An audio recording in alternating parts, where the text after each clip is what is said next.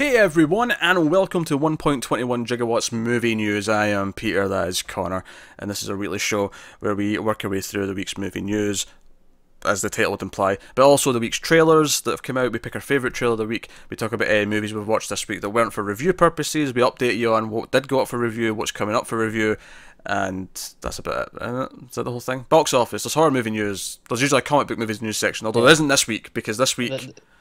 no box office this week either. Well, no, but that's only because we were so late last week that the new weekend's box office had went up, so we did double box office last week.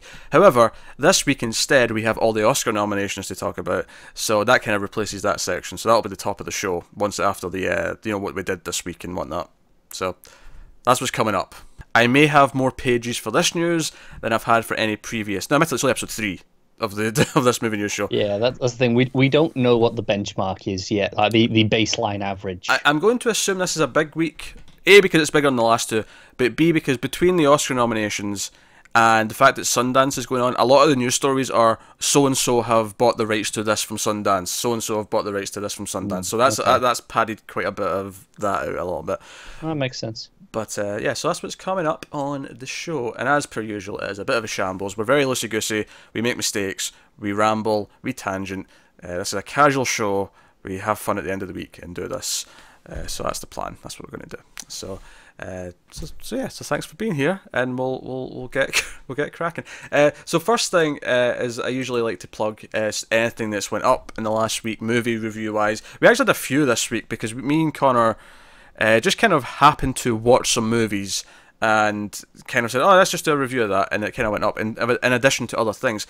So the public 1.21 in Flux, which is our classic review show. The Quiet Earth went up this week. We're still doing sci-fi movies for January. That went up this week for the public.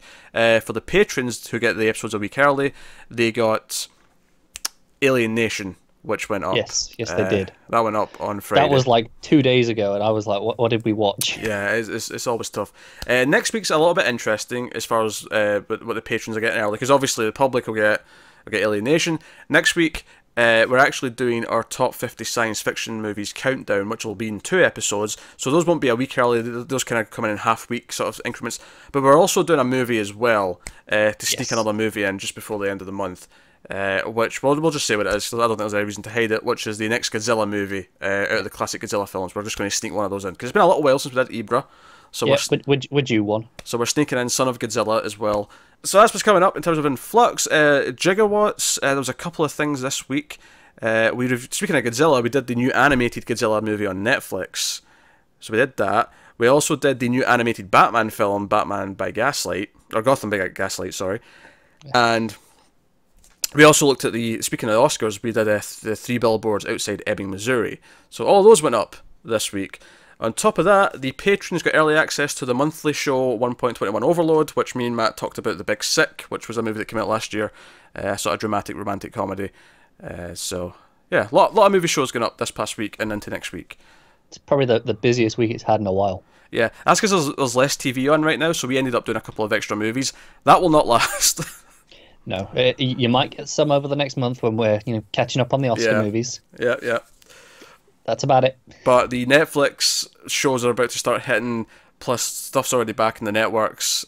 Yeah, TV is taking up more time in the next little while. But that's all the stuff that's just went up or just coming up and into the next week. So that's cool. Which normally would take us onto the box office, but like I say, we did this week's box office last weekend, so we can go straight into the Oscar nominations. I've got a couple of extra tidbits to tack on, just in terms of like records that have been broke and stuff like that to add on at the end and whatnot.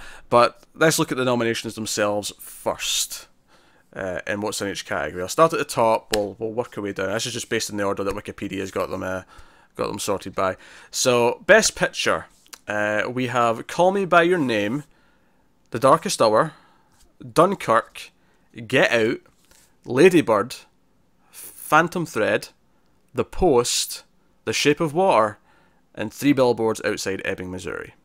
So there's 9 movies in there this year. Yep. Is there any you're surprised aren't there? That I'm surprised aren't there? Yeah. I don't think so. I don't think there's anything obvious that I've gone, oh, I was expecting that in there. There is one I'm surprised, actually. Oh, I'm a little surprised the Florida Project is not there, because that's been doing a lot of award buzz. okay, that's true. I'm not surprised about I, Tonya. I mean, I think that always looked like, oh, that's going to get the acting nod, but not necessarily the best picture. Honestly, the ones that stick out to me on the list that I'm surprised that are there is Get Out. I know it got a lot of buzz, very favorably received, but I'm surprised to see it in Best Picture all the same. I'm glad it's there because I like it more. No, I'm looking forward to watching it next month. Don't get me wrong, I've heard only great things, and I think based on what I've heard, it deserves to be there. That's a Blumhouse movie. There's a Blumhouse movie in Best Picture. That's it. Blumhouse have made it. But this thing, from everything I heard, it deserves to be considered in the best movies of the year. But the Oscars don't usually work like that, do they? You didn't expect it. The other one, actually, I'm surprised by is Dunkirk. I'm not surprised by that. Okay, that's fair. Because, I mean, I don't think it necessarily should be there. At least, I think it deserves every technical award they want to throw at it. It deserves every single one of them, right? Yeah. But I was not in love with that. I kind of left it and went, yeah, okay, I appreciated the filmmaking there, but I never really wanted to watch that again. It didn't really do much for me on an emotional level. Out of the ones there so far, I've seen Get Out, Dunkirk, and Three Billboards. I plan on seeing most of the rest of them by the time the Oscars hit. Yeah, I've seen just Three Billboards. No, hang on. What out of nine? I tried watching Dunkirk. I missed it in the cinema. I thought I'll pick it up on the home release because I probably should watch it. And I put it on one night and I turned it off after 10 minutes because I was just like, this is doing nothing for me at the minute. And I thought, I probably won't bother then. But now it's in this list. I feel obligated to. But all right, okay. That's funny because I actually thought the first 20-30 minutes were the best parts. And it lost me more as it went on. Oh boy. I know it's not a long film, but it's going to feel long. The technical stuff, the atmosphere, it was great until it just kind of didn't do anything else. I do. Again, I'm not watching this in a cinema. I haven't got any of the big technical appeal. I've got the what you get anyway. I'm not dismissing the technical aspects of it, but they're inherently less impressive in a home setup. No. But that's Best Picture. So we'll see.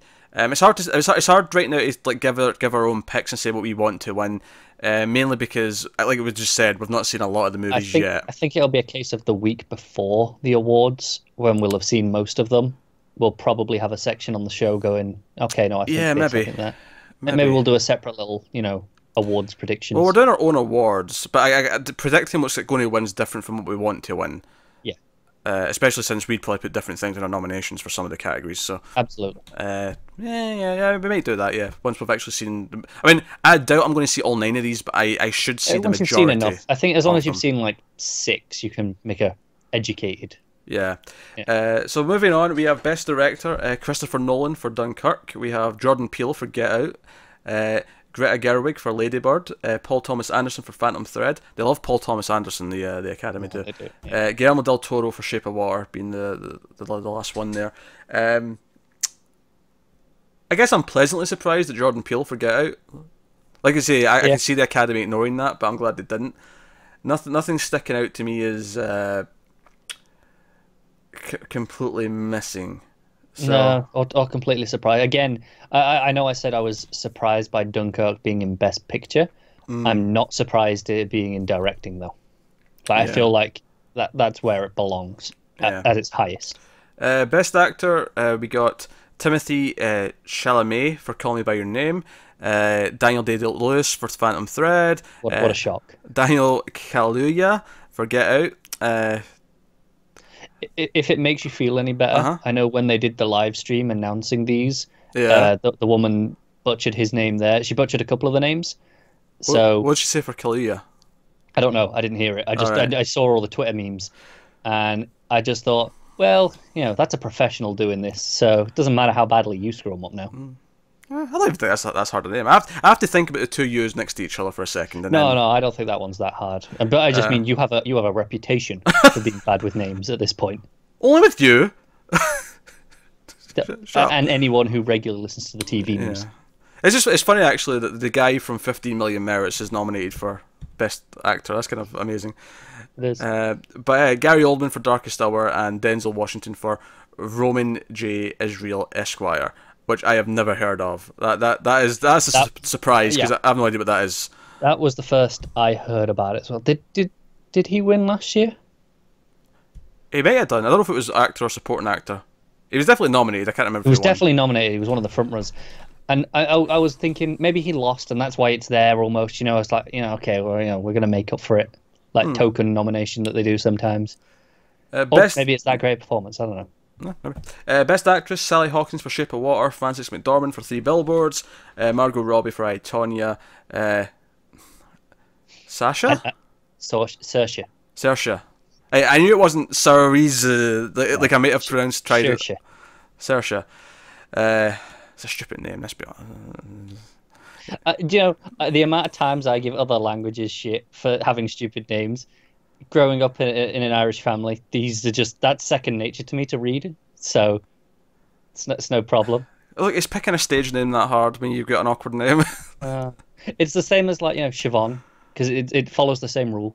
Oh yeah, I'd never seen that name before until one day I saw it written down. I was like, what the hell is that name? And someone had to tell me. But Saoirse, yes. Ronan for Lady Bird, and then of course Meryl Streep. More on her later for The Post.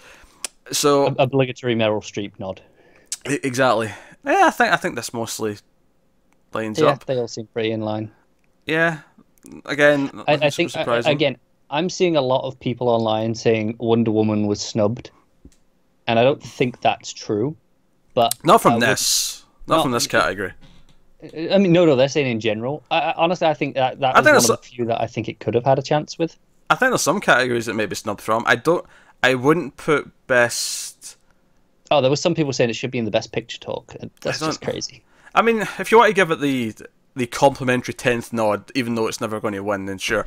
Wonder Woman was a pleasant surprise. It was very good, but it did have a pretty rough third act fight, and it went down a sort of typical path there. I don't think it's award worthy. I don't either. Not for Best Picture, or director. Or probably actress. Like Gal Gadot's good in the role, but it's kind of like how Arnold Schwarzenegger's good as the Terminator. Like he's great in that role, but I would never hand him an Oscar. Maybe you should. I mean, I love Arnie. Like, that's not a dig, and I love Gal Gadot as Wonder Woman. So those aren't digs, but I'm just not feeling the award love there. But yeah, so that's a fine selection. Best Supporting Actor, we'll go a little bit quicker with these. William Dafoe, Florida Project. I was expecting some of those nods. Woody Harrelson for 3 Billboards. Sam Rockwell for 3 Billboards. Richard Jenkins for The Shape of Water. I like him a lot, actually. Not even though he was in that. I'm looking forward to that now. Christopher Plummer for All the Money in the World, which is notable for 2 reasons. Yes. One, it's notable because he replaced Kevin Spacey at the 11th hour because, well, Kevin Spacey's whole thing. Yes, and he got the whole thing done in, a couple of weeks. And they didn't even push the release date. They did this within a month of the movie coming out, and they didn't push a you have day. To applaud the crunch on that. Oh god, yeah. Ridley Scott, as old as he is, and as crazy as his ideas are for the Alien franchise, which I wake up in a cold sweat some nights thinking about that man's ideas. Oh, I bet you do. But the man can pump this shit out, and so it's notable for that reason. It's also notable though because he is now officially the oldest person to ever be nominated for an Academy Award. Oh, really? How old is he? I don't know. I never checked. Okay. This feels like a stat you should have next to that fact. You can look it up while I'm getting to the next category. I'm doing it. Nothing's striking me as odd there. Best Supporting Actress, we got Mary J. Blige for Mudbound, Alison Janney for I, Tonya, Leslie Manville for Phantom Thread, Laurie Metcalf for Lady Bird, and Octavia Spencer for The Shape of Water. Christopher Plummer is 88. Yeah. I'm pretty spry. It's pretty old, but I'm also kind of surprised that that's never happened before. Yeah, that's the thing. When you say oldest, I was expecting at least into the 90s. Yeah, but no, apparently it's just never happened. I think it's just because you think of the Oscars as being like an older person's thing. No, I know what you mean. You kind of do in a weird way. It almost surprises me when someone who's really young gets an award. But yeah, so again, fine list of names there. Nothing sticking out. No one's sticking out. No one that I feel like really should have been there off the top of my head. I don't know much about Mudbound, but I won't let my lack of knowledge kind of colour that one. Yeah, I'm not overly familiar with it myself. But I think, yeah, I Tonya I was expecting again because like I believe that's her mother in the movie. Just from the trailer, I could kind of see that was probably going to be another winner or another nominee rather. Anyway, original screenplay. We got The Big Sick, which I just did for 1.21 Overlord with Matt. He picked that movie, and not to spoil the review before it goes out, but it was really good. It's on my list. That's part of my 2017 month schedule. It was really good. Honestly, I'm almost disappointed it's not got a few other noms. Really? I think there's an argument for a couple of other things. Okay. Maybe acting, certainly supporting. Yeah, I think there's a few things. I mean, I'm glad it got screenplay. I think screenplay is maybe the most important one it could have got because it's very naturally written. So, I think that is the benefit when you've got the married couple writing their own story about how they met. Yeah, I know that one is comes from the heart. This script, doesn't it? More than most things. Do you know who's good in that movie as well? Ray Roman was really good in that movie. Really? You don't necessarily think of him as being a good actor, but he's good in that movie. That surprised me. I wasn't expecting that sentence to come out of your mouth. Get Out, of course, was nominated, as is Lady Bird, Shape of Water, and Three Billboards. They all kind of make sense. Get Out's obviously very original, and I've not watched the others yet. Well, I've seen Three Billboards, but Shape of Water looks very interesting.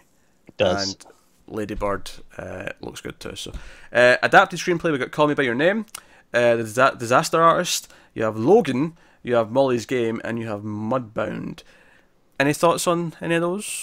Not surprised to see Molly's Game in there at all. It lives and dies on its script. It's Sorkin.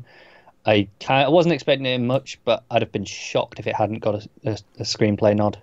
Yeah, there's another category I had a similar thought about another movie. I'll get to that later.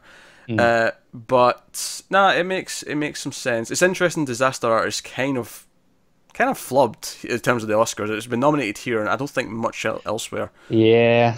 A lot of people were expecting, Franco in acting, surely, but then I actually agree that he shouldn't be there, though. I'm on their side. I've not seen it myself. Don't get me wrong, I like him in it, but it's essentially a really good impression of a really weird guy, rather than a performance in the same way. That's fair. I've not seen it myself, but I know that was the expectation. Yeah. And I wouldn't give it for directing. I wouldn't put it in best film, even though I had a lot of fun with it. I think adapted screenplay is maybe the only place you could probably throw it in. Yeah. So no. I'm happy to see Logan in there as well. That is excellent. I feel like that could have been in a few other places, honestly. Logan was pretty good. Honestly, I would argue Logan should be in Best Picture over Wonder Woman. Oh, absolutely, out of the two. Yeah. No contest for me. I'm still not sure if it should be in Best Picture. But if you wanted to make an argument for that, I could go along with it. Honestly, I'm at the point now where I think the Oscars should just add a comic book category so that a comic book movie can win that. Sure. We could have had Logan, Wonder Woman, Spider-Man, Thor, and Guardians 2 all battling for it. Yeah. And I'm sure I'm forgetting some. Someone's going to yell at me and say, "Oh, you forgot this other good movie this year," but that's what I'm remembering. Yeah. Next up, Best Animated Feature, we got The Boss Baby, we got Breadwinner, Coco, Ferdinand, and Loving Vincent. I'm out of touch with this category, but I know you... Yeah, I've seen Coco, loved it. I really want to see Loving Vincent. I don't know if you're familiar with this one. No. This is so it's about Vincent van Gogh, of course. I think it's the immediate aftermath of his death, if I recall. What's unique about it is it's hand drawn frame by frame in watercolor paintings of his style. So it's like a Vincent van Gogh painting as the movie. And they got in 100 artists that are all good impressionists of his style to come together to make this, and it looks visually gorgeous. It sounds unique. I will give it that. What I am horrified by in this category though is that the Boss Baby is there and that Lego Batman isn't. Lego Batman is an extremely smart movie. It's genuinely funny and smart. I've still not seen it. Because you're the worst. Speaking of categories I don't have much of a stake in, not because I don't like foreign films, but whenever we get to the best foreign language film category, it's always stuff that's not really made its way around the West yet. And so typically I've never seen any of them, but just for the record, A Fantastic Woman, The Insult, Love List, On Body and Soul, and The Square are the nominated films.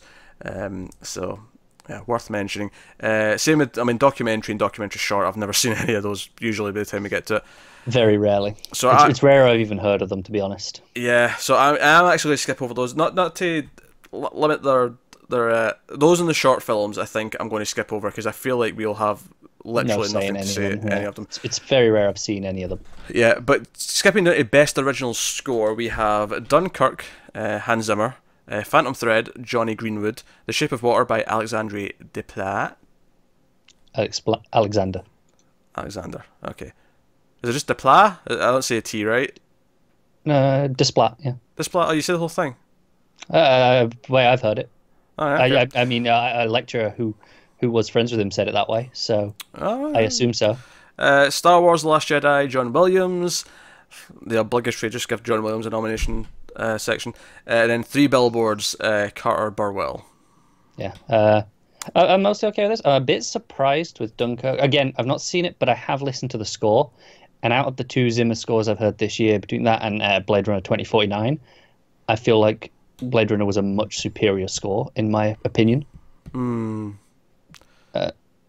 Here's a question. I've never actually noticed this. Is it best original score? Do sequels with like reused elements, are they eligible? Yeah. It just means ones that aren't relying on source music. Okay, that's fair.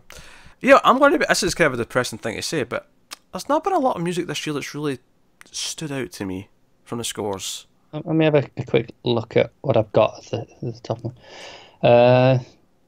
my. Star Wars, Blade Runner, 3 Billboards I liked a lot. I thought that was a great score. Those are probably my top 3 right now. I thought War for the Planet of the Apes was excellent as well. That's pretty good. I feel like usually there's like a handful of soundtracks that I've been listening to, right? And then I feel like this year with 2017, I've not really had that. I've not had the... Oh, that's fair. Like, Wonder Woman's score would be excellent if it didn't have the theme that I hate, which admittedly it's used more sparingly. It does have some good tracks though. That No Man's Land track is. Oh no, it does. Like, the theme is not used as much as I'd feared, but it's still like I come to that in the score and I go, ugh, turn it off. So if I'm getting to that in any movie score, I don't think I can consider it among the best. Yeah, no, I think that's fair. You can put Danny Elfman for Justice League now? You can piss right off. Toning down my own language there.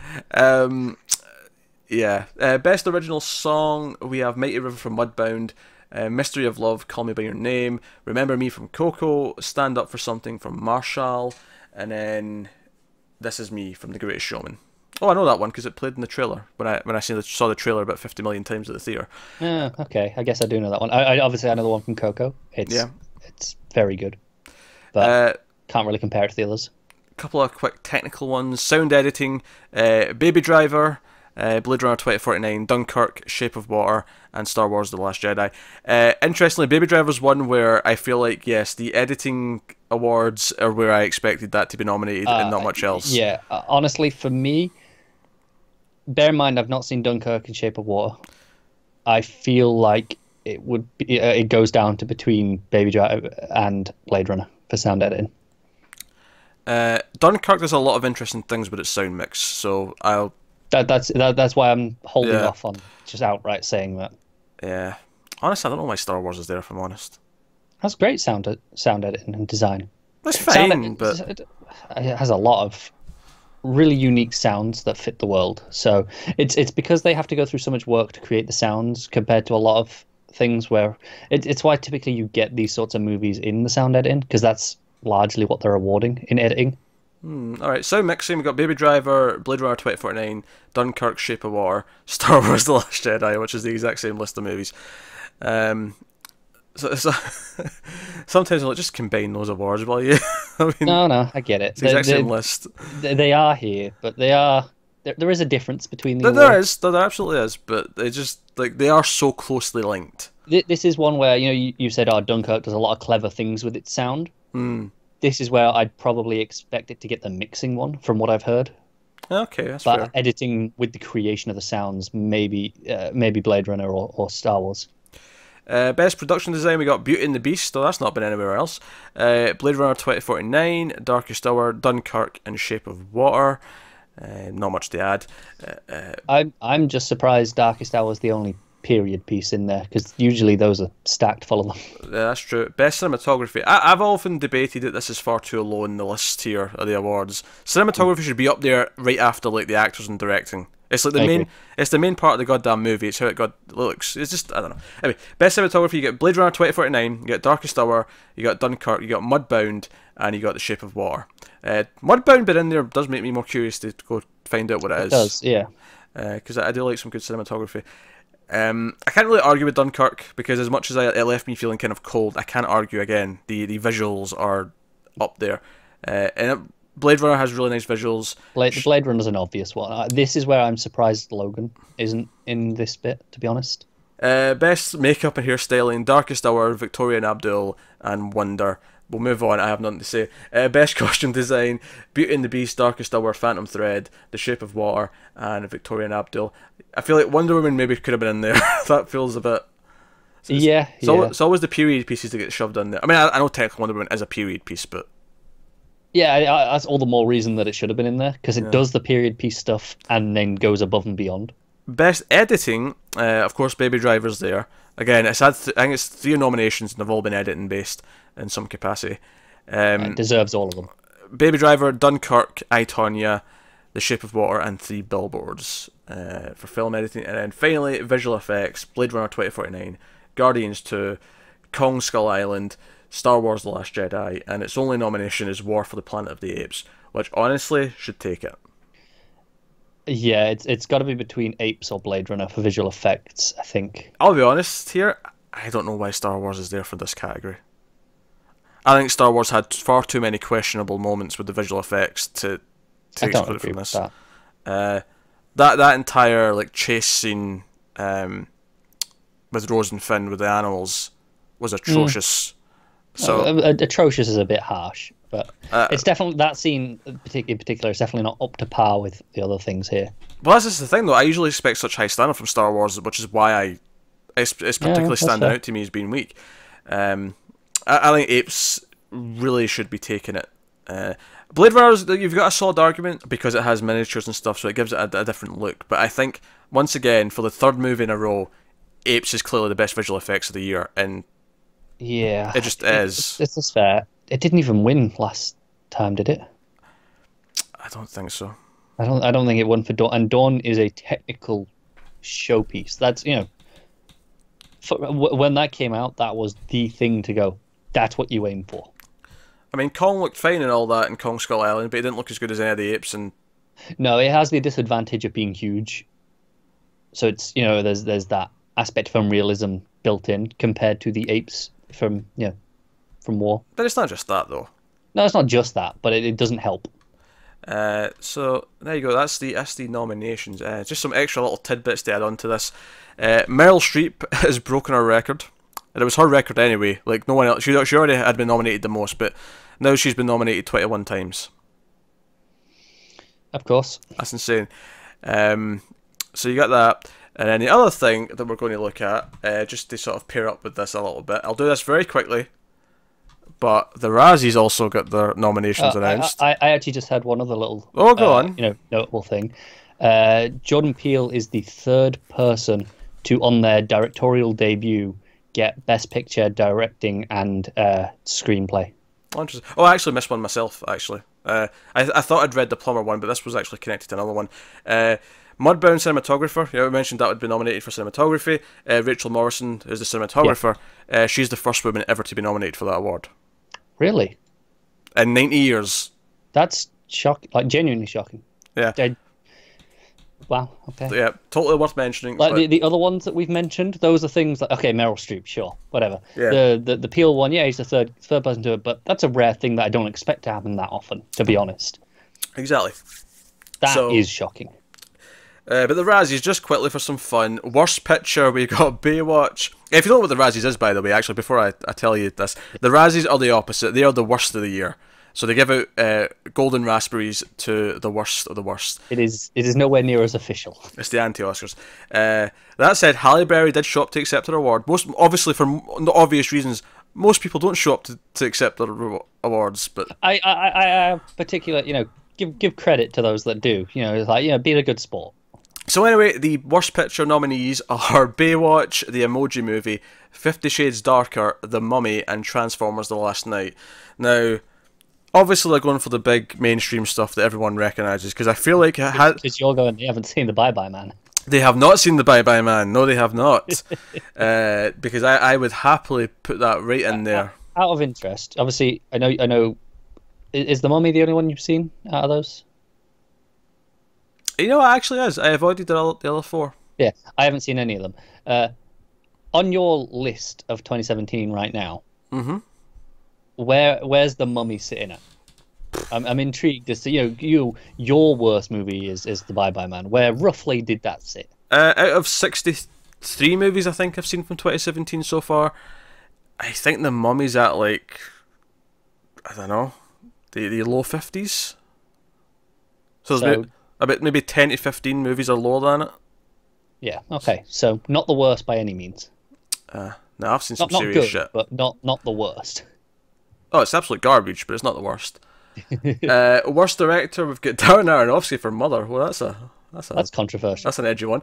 Michael Bay for Transformers, James Foley for 50 Shades Darker, Alex Kurtzman for The Mummy, that is well deserved. Tony Leonidas for The Emoji Movie. Worst actor, Tom Cruise for The Mummy, Johnny Depp for Pirates of the Caribbean, Dead Men Tell No Tales. I forgot that was this year. I'm not going to lie. Yeah, me too. I can't believe that was the last year. I cannot remember that at all. Jamie Dornan for 50 Shades Darker, Zac Efron for Baywatch, and Mark Wahlberg for both Daddy's Home 2 and Transformers: The Last Night.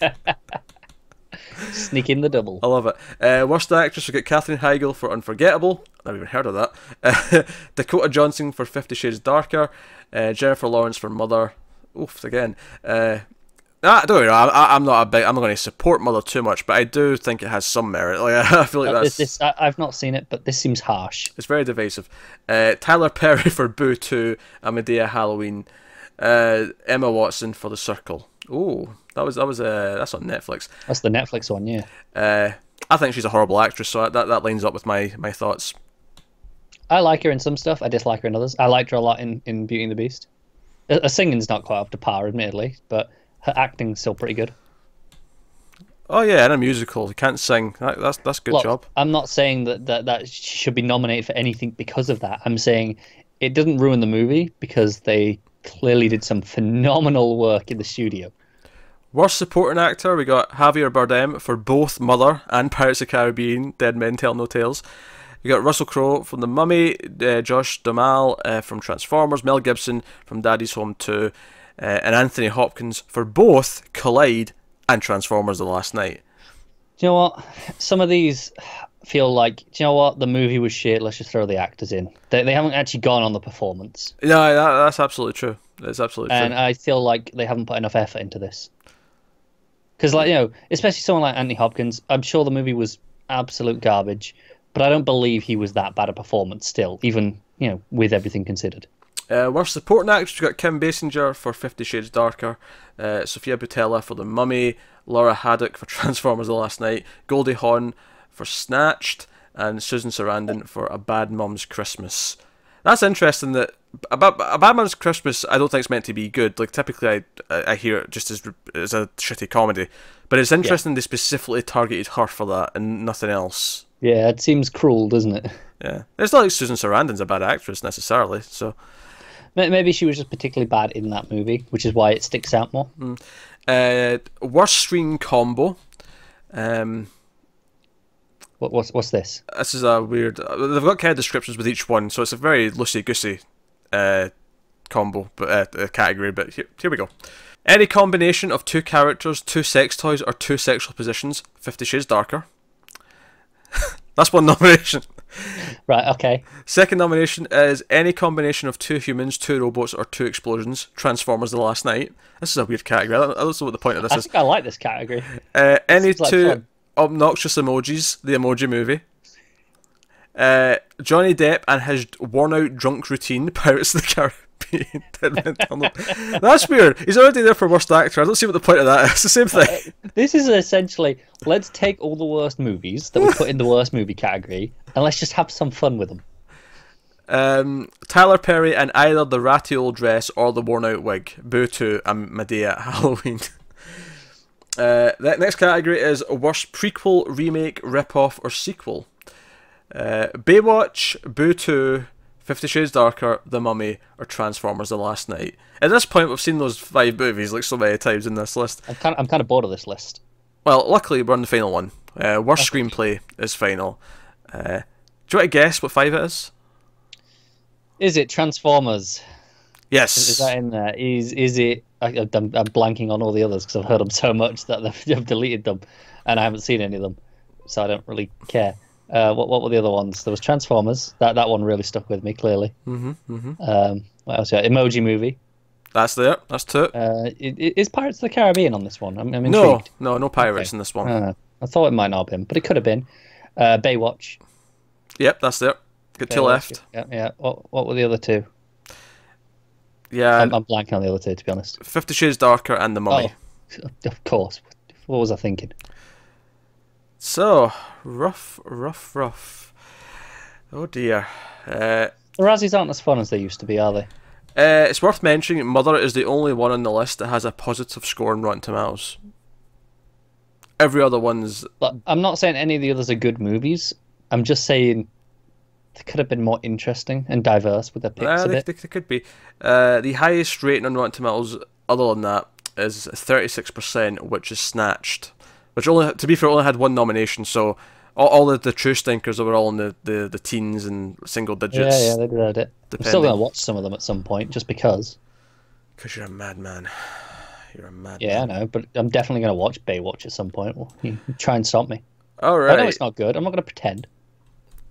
That wraps up the awards talk. There's a lot of it.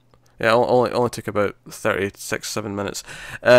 So we're going to move on. I have a feeling, I'll just warn you right now, the audio version of this is likely going to be split in 2. Audio listeners will notice it was split in 2 last week. That'll happen again this week, most likely. I feel like that might be a trend. It might be a trend, at least for now.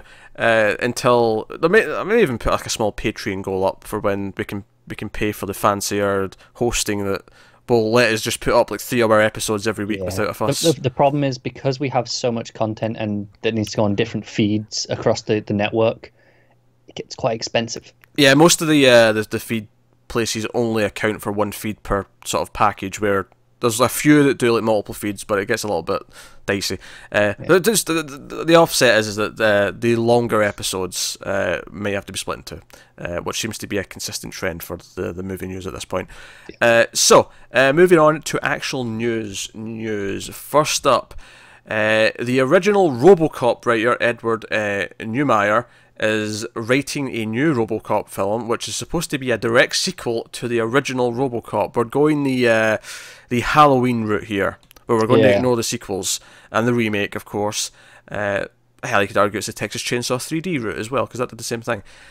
And yeah, he's working on it. He said in an interview he's working on it. He's with MGM. He's writing this thing, and he's saying that he's going back to the old Robocop we all love, and we're starting and going forward from there. It's a continuation of the first movie, in my mind, so it's a little bit more of the old school thing.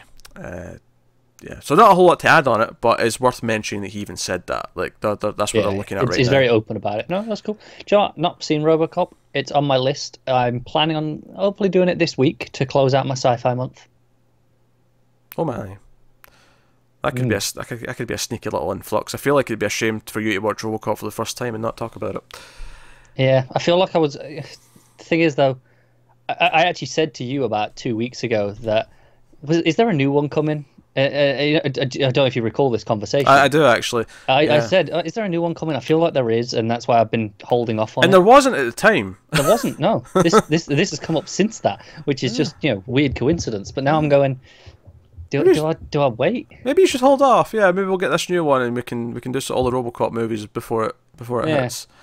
I quite enjoy 2, and 3's really bad, but it's a really interesting bad movie because it's kind of insane with all its ideas. And Frank Miller wrote the first screenplay for it, so it's an interesting ride. Okay. Then there's the remake, which is less interesting, but yeah, we can skip that one. We did 3. That's good enough. There's also a TV show. Yeah. Well, we're not doing that. The Prime Directives. That was the TV movies that led into the TV show, I think, if I remember correctly. It's been a long time. Alright, next up in the news, we have John Cena is in talks to play Duke Nukem, which of course is a video game character. They had, I mean, this article says he's had 19 video games. I feel like they're padding that with mobile bullshit and whatever else, and maybe remasters of things. 19?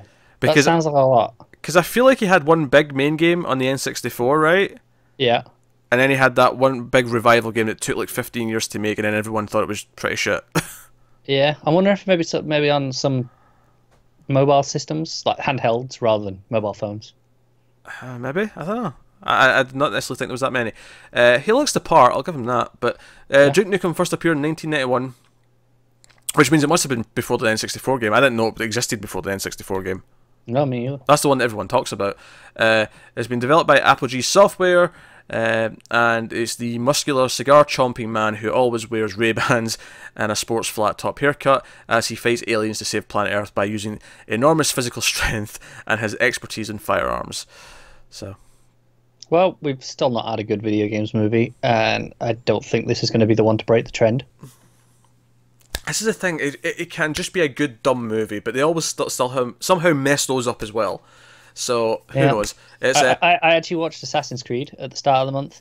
It's not as bad as I thought it was going to be. It's not a good movie, but it was frustrating because there are sections where you can see the talent shining through, and it just gets ruined by bullshit.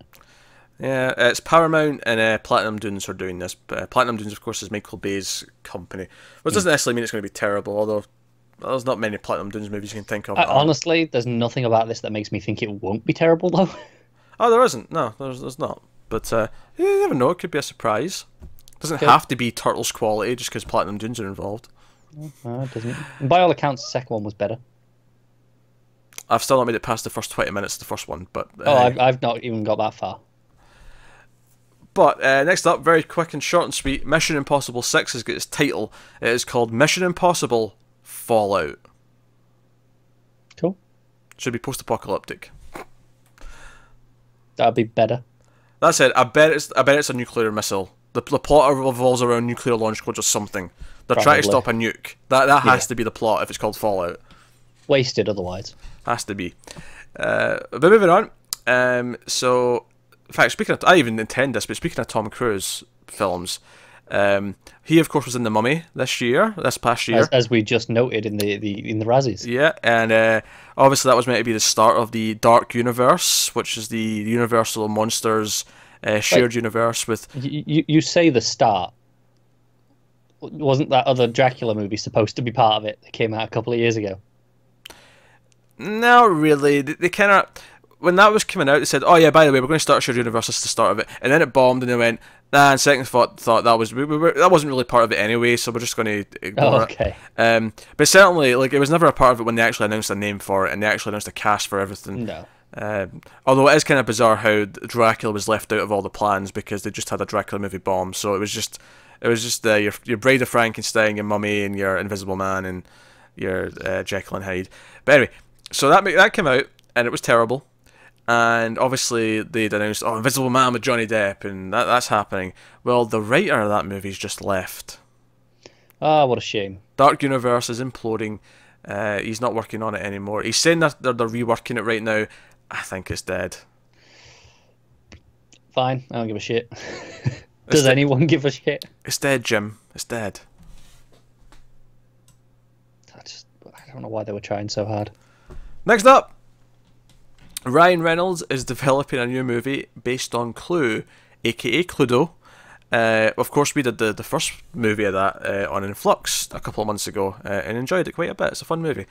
Yeah. And Ryan Reynolds is developing it, and he might be the star in it as well. He signed a first look deal, 3-year first look deal with Fox, owned by Disney. Well, potentially, if it goes through.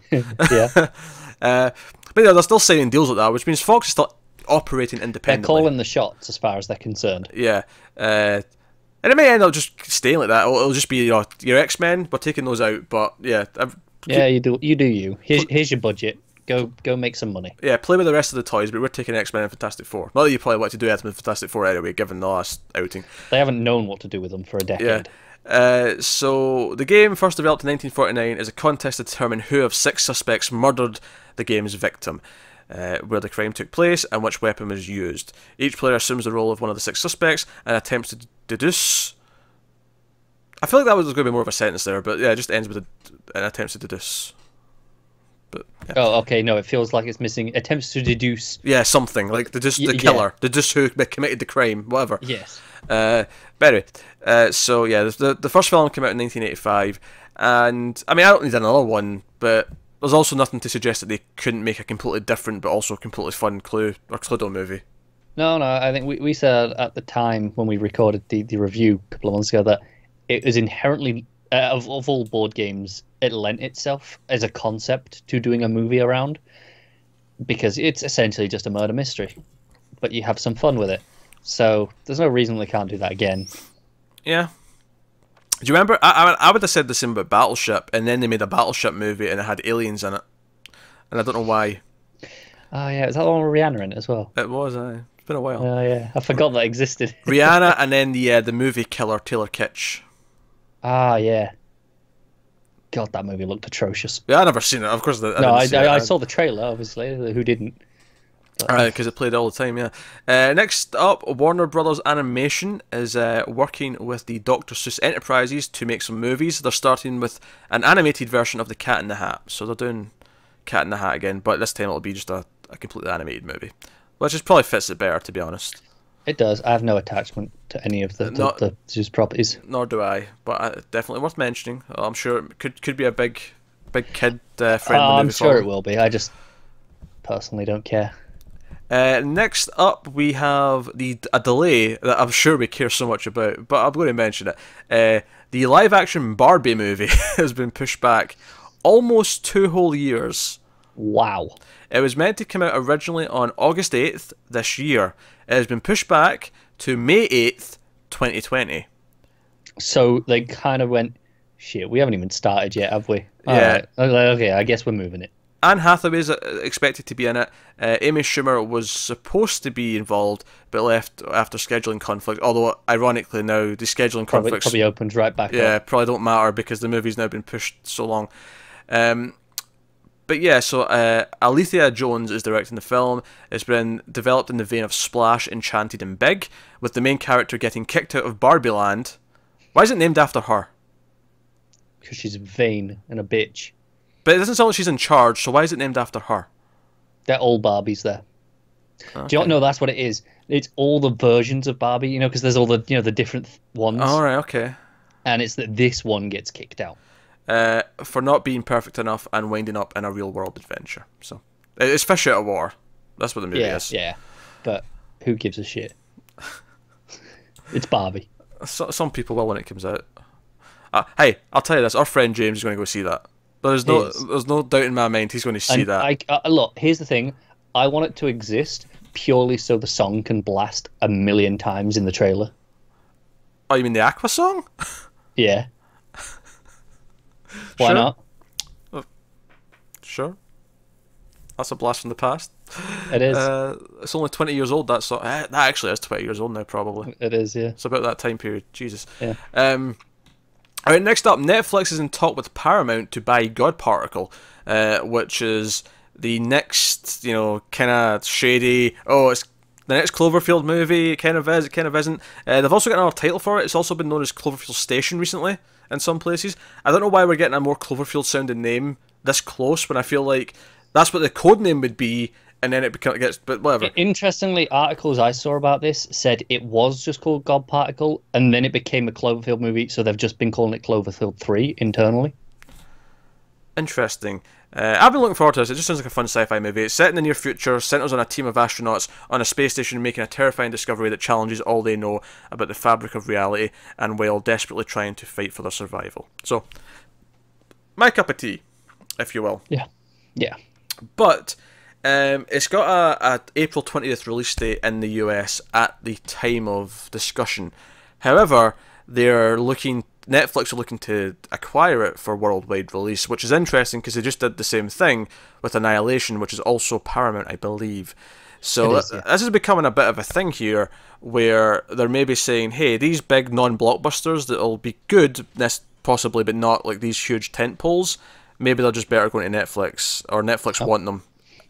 Sure. Yeah, definitely. And I think I don't know if your articles have said this. The ones I was seeing about this was saying that Netflix actually wanted to release this earlier than April 20th. They wanted to release this sometime in March on Netflix. Which I think is fascinating, to go ahead of the theatrical release. Yeah, no, it's definitely, we're in a brave new world. We'll see how this develops as time goes on. It'll be interesting to see if more studios start making movies that just go straight to these services. It's an interesting trend that I like in some aspects and dislike in others. Yeah, I'm mostly okay with it. It's probably good for the film to get the more exposure. It's good for Netflix, clearly. Obviously, it's obviously good for the studios to have the safe money. However, and probably the casual audience as well, who, people who don't go to the cinema that much, but they've got Netflix. Here's the thing, though, about the safe money, is it's a set amount. Whereas if it blew up in the theaters, they could make way more, potentially. It is. They're not willing to gamble on it, clearly, the studios. Yeah. But obviously, it sucks for the cinemas because they're missing out on things that could have brought them in. It sucks for people like us who we enjoy seeing films in the cinema. There's lots of those people all around the world who now miss out on that opportunity and just have to have an inferior Netflix setup instead. Well, it depends what your setup's like. 99% of people, their viewing experience on Netflix at home is going to be inferior to going to a cinema. Sure, but how much of that 99% even care? How much? That's what I'm saying. How much of that 99% actually would prefer to just stay at home and not spend any money? I know that's why I'm saying there's the casual audience who don't care about going to cinema. It's a benefit to them, but the people who do care about seeing things in that format, this hurts them. I mean, I do like the theater, but at the same time, part of me is kind of like, if everything was day and date at home, that'd be kind of convenient. It can be convenient, but I'd miss the experience. I'd always take cinema if I've got the choice, because it's just better. Yeah, maybe, I don't know, but we'll see how it develops. I think it's interesting, like, our Paramount, like I mean, this to me says Paramount have no plans right now to do their own streaming service, because if they were, they wouldn't be selling it off to some other streaming service. No, that's true. Because it doesn't sound like this is a licensing deal. It sounds like they're trying to buy the movie, which means they'll have it forever, which is a really important distinction to make. And I feel like I don't know if this is necessarily a complete reaction to it, but I wonder if part of the motivation here is because they know that Disney are launching their service. It's going to have all the Disney and Fox library on it because they own all that stuff. Is this instead of, Paramount saying, okay, we can't compete directly with that, we're probably better off teaming up with someone like Netflix, who have already got established, And I think I joked about this when we talked. This was on the TV news when we talked about this, admittedly, because this show didn't exist yet. But when we talked about the merger, it's like, it wouldn't surprise me if other studios start merging to sort of compete and be a similar size, because this Disney Fox behemoth is too big compared to your Sony and your Lionsgate and your whatever. Warner Bros can hold their own. Warner Bros are pretty huge. Universal, decently huge. Yeah. But then you start to sort of get a bit smaller as you go. It is. Do you know what? I'd love to know how much Netflix paid for this deal. Well, do you know what's funny? I know some indie movies, they pay $5,000 for a year. It's not that much. Really? This has got to be more than that. Oh, of course it's more than that. This is Paramount they're dealing with. No, exactly. Yeah. But this is the thing. I know Netflix, I think we mentioned it on the TV news, they released their earnings for Q4, and they gained more subscribers than they expected.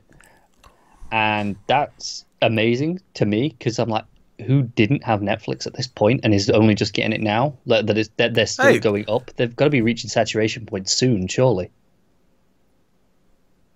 7 billion people on the planet. There's always more.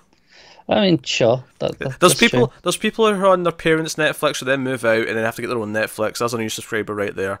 And yeah, then the parents don't want to lose it because they've got used to it, so they keep it on, and then that's how you multiply. No, I get it. Basically, Netflix's whole model is based on people breeding, so that people can keep buying more Netflix. It is, yeah. That's the gist of it. It's true. I mean, they're clearly assuming that movies like this will bring in even more people because it's there. I think this is really quite simple. Again, this is not licensing. This is buying the movie so they have it. This is no different to them, say, buying The Open House, which was a bad movie, admittedly, but that wasn't a movie they made. That was a movie that was made independently and then they purchased it. There's not really any difference. This will be more expensive. It's probably going to be a better movie. I'd hope it is. But like, it's no different to that. A lot of the movies they have as Netflix originals, they didn't actually like set up and make. They just bought it in. Not the movies. The TV shows is different, obviously. Well, not all of them. Not all of them. Just a lot. But even with the TV shows, they're not necessarily making it in-house. Like, I think the Marvel shows, for example, that's another company that's making them, but they're just all like, it's kind of like how when like Fox does a Sony show. It's Sony that's making the show, but Fox are just the ones distributing it. But they own the rights to distribute it on network TV. It's the same thing here. They have lifetime rights to these Marvel shows, even because that's the one thing when this whole Disney service is set up and they're pulling their movies off everything. Those Marvel shows get to stay on Netflix because Netflix just own that. Yeah. Unless Disney want to make them an offer to buy the rights off, which they could do. Which they might. I wouldn't be too surprised if come that point they're buying Netflix Fox to get the X-Men back, so it wouldn't surprise me. It wouldn't, and also Netflix might go at that point, well, we don't really need the Marvel shows. They do good, but how well do they do compared to everything? I mean, we don't really know because it's their own numbers. But to roll this all back to my original point, is this is all about having as much of their owned 100% content that they can possibly have, so that if every single other distributor pulls their content, it won't matter. They've got content there. They're preparing for that day. And I don't think it'll literally ever be 100%, but that's kind of the doomsday scenario that they're making sure that it doesn't matter. They don't have to worry about exactly. it. No. So, I mean, they're rolling out movies almost every week. They've got TV shows almost every week. They're pumping this stuff out. No. Let's move on to our next thing. So Lionsgate's bought the global distribution rights to Blind Spotting, a drama that's doing quite well at Sundance. It's about race relations in Oakland, and the movie stars Hamilton's David Diggs as a man on the last days of his parole. He moves boxes out of his houses. He moves boxes out of houses, not his houses. I was going to say, as a weird says. How many boxes does he have? Yeah. He moves boxes out of houses with his friend as they navigate a series of tense situations in their neighbourhood involving race and violence. I kind of like the sound of that, mainly because it implies that it all takes place kind of in one night or one day. I didn't necessarily get that. At least that's what I'm hoping for. I got, okay, so they're essentially removal men, right? And over, a couple of months, things happen when they're in the area. It could be. I don't know. When I read it, I was like, oh, that sounds like one of these like all-in-one-day kind of movies where they're... Oh, no, it could be. Honestly, though, depending on what it is, it might go, okay, this is a lot to buy in one day. And they encountered various people on their journey and like what I don't know. That's what I was getting. I might be completely wrong. If I'm wrong, then it's less interesting to me. But I mean, it still could be good. Like, it doesn't necessarily mean it's going to be bad. But so that's Blind Spotting. So Lionsgate have picked that up. Next up, we mentioned the Big Sick earlier. Has been nominated for screenplay. Emily V. Gordon, who was the co-writer of that, has been hired to write a movie for Amazon called The Nest. The Nest is set in New York City. Also, it's based on Cynthia D'Apri Sweeney. Yeah, I'll go with that. Told you I'd butcher some names. Yeah, well, So it's based on her novel. So The Nest is set in New York City as three siblings gather to confront their charismatic and reckless older brother, freshly released from rehab months earlier. The brother got behind the wheel of a car with a 19-year-old waitress as his passenger. The ensuing accident has endangered the joint trust fund, also known as The Nest, which they are months away from finally receiving. Not to be confused with the horror movie The Nest, which I happen to own on Blu-ray, about bugs. Is it good? Just for the record. It was okay. It wasn't great. Alright, I won't rush out then. No. Honestly, that sounds fine. It's neither here nor there, but her writing it is a bit more interesting because The Big Sick was actually really good. So That's fair. Keep an eye out for that. So that's an Amazon movie. Next up, Method Man has been cast in Peppermint, which also stars Jennifer Garner. Pierre Morel will direct the movie. It follows a young woman whose husband and daughter are gunned down in a drive-by. She wakes up from a coma and spends years learning to become a lethal killing machine in order to take revenge one day. On the 10th anniversary of their deaths, she targets everyone she holds responsible. The gang that committed the act, the lawyers that got them off, the corrupt cops that enabled the murders. Method Man's going to play a detective in the movie. And it's currently in production, and it's going to be out sometime in 2018.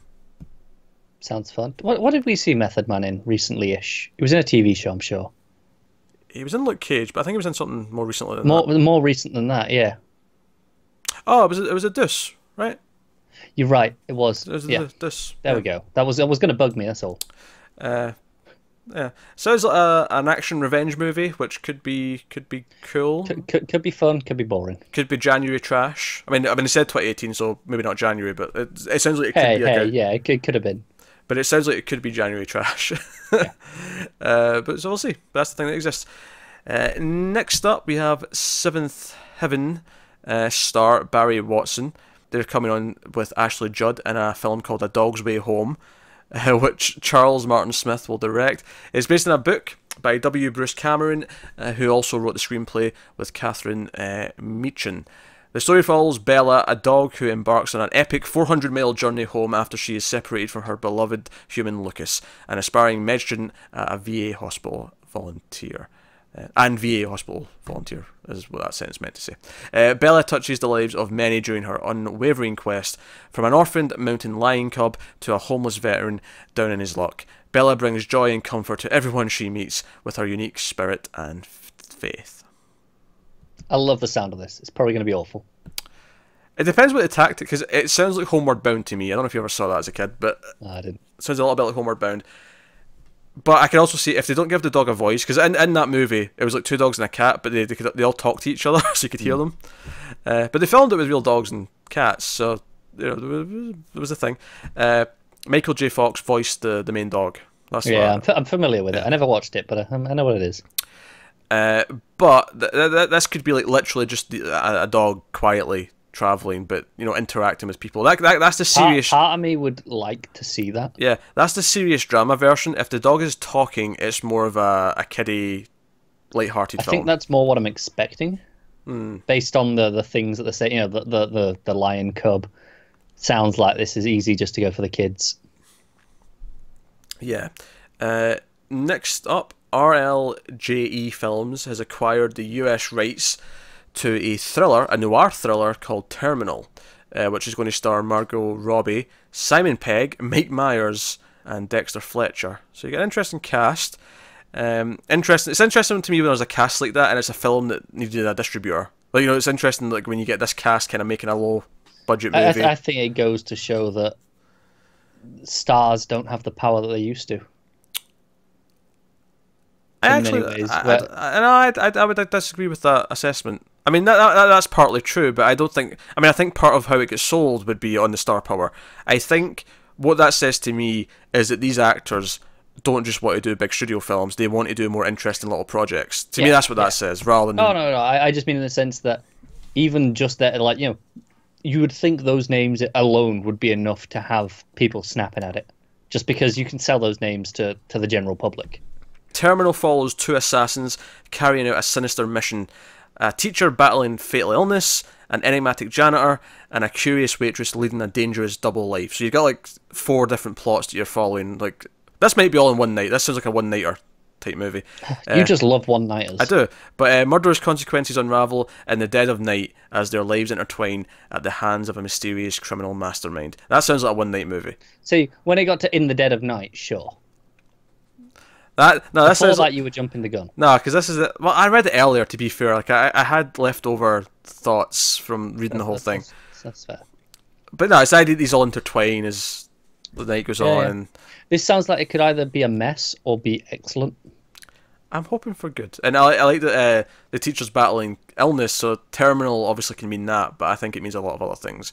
I'm sure it does. You get a lot of meanings out of the word terminal. Obviously, you get terminal as in the airport terminal, implying Bus, trains. Well, any transport terminal. The point I'm making is that it's a transitional representation of what the characters are going through, and I'm getting really pretentious here, but that's what stuck out to me about the title. So that sounds interesting. Next up, Gunpowder and Sky have picked up the North American rights to Hearts Beat Loud, which stars Nick Offerman from Parks and Rec. You may know him from that. This is another Sundance Film Festival pickup. Sony Pictures Worldwide already picked it up for everywhere else. So Hearts Beat Loud follows Offerman as a Brooklyn record store owner who is forced to close his shop and cooks up an idea to form a band with his college-bound daughter. The cast includes Ted Danson, Blythe Danner, and Toni Collette. But hey, the director Brett Haley had some success with I'll See You in My Dreams and The Hero, two of which I've never heard of, but apparently they've done well at festivals before. So not familiar, but this sounds like a blast. Sounds interesting. Sounds like one of your sort of indie little dramedy movies where the dad's going to be with these she'll be teenage, she'll be about 18, late teenage, and her friends forming a band. It sounds, especially with him, because I'm used to him being such a sort of stern character. Yeah. Him being this sort of, okay, bring your friends around, we'll play some music. Let's jam. Yeah. Next up, Edward James Olmos, Adama from Battlestar Galactica, for anyone who cares. I'm a fan. He'll direct and star alongside David Strathairn in the movie The Devil Has a Name. It is described as an environmental dark comedy. The film centres on an unhinged oil baron who gets in a bruising standoff with a stubborn farmer after the water on his farm was poisoned by her company. This portrait of corporate greed is based on a true story. Doesn't grab me. Doesn't grab you? No, I mean, it sounds like it could be good. Talent involved, but it didn't grab me necessarily. Yeah, it could be interesting. Next up, Sony Pictures Worldwide have acquired global rights to a movie called Search, which is a thriller starring John Cho and Deborah Messing. The film follows a father's search for his missing teenage daughter, primarily focused on his online detective work. The clues he picks up are found on our laptop. The film is shot from the point of view of smartphones and computer screens. Something that sounds gimmicky, but a creative choice that has apparently resonated with buyers who were circling the project. And the deal apparently went for $5 million, which is fairly big for a movie with no stars in it. Yeah. It's interesting because the last, Unfriended was the first one that did, it's all on the screen. Yeah. And we were kind of expecting the next, to spawn so many copycats. And there was a couple, but it never really took off like we were worried it was going to. Which is good because Unfriended was actually surprisingly pretty decent. And then it was like, okay, we don't need any more. I'm not necessarily as opposed to this one. I mean, A, they're saying people had interest in it, so maybe it's actually pretty good. But B, at least from the sounds of it, it's a very different premise, where it's an investigation. And that's what I was going to say, is like the idea of, okay, we said, we don't want this to spawn, all those things. And because it didn't, this feels like it'll still feel like an untapped idea. Yeah, relatively fresh. Yeah. And I think, because I think one of my favourite things that movie did was the idea that you would see thing on our screen that the other characters didn't, and it would let you in things in a really sort of interesting way. And it felt very, because they had the real Facebook, the real Google, all the real things, it felt very authentic whenever it did something. So my hope for this would be that, he'll find things, but anyone who's used to using a computer will understand what he's doing at any one time, and That's it. Like Unfriended had a really natural way of typing something, deleting it without sending it, and then typing something else. And that, that's something that we've all done that I never see in movies. No, it's good. It's good. So that sounds interesting. So that's Sony's nabbed that. Next up, Natalie Portman's officially joining Jude Law in Vox Lux. It's been written and directed by Brady Corbet, who originally is an actor. Actually, they were in Mysterious Skin and Funny Games. I've seen both of those movies. I like Mysterious Skin. I don't know who that is though. Like his face off the top of my head, but He made his directional debut with The Childhood of a Leader in 2015. But Vox Lux follows the rise of Celeste from the ashes of a major national tragedy to pop superstardom. The film spans 15 years and traces important cultural moments through the singer's eye, starting in 1999 and ending in present day. And they're going to start shooting, and according to this article, on February the 1st. I make enough mistakes. I'm pointing out when they make a mistake. I think that was Variety, that one. Yeah. Get an editor, Variety. Or, more accurately, editor, do your job. Yeah. February the 1st. Do you know what's more galling about that? Mm-hmm. That's going to stick out on Word with a red squiggle. It is indeed. That's, you know, there's ones where there's typos, but it's still a word that I can forgive it being missed. That's just, like, ignorance. Oh. Carry on. That was it. That was the end of the story. Okay.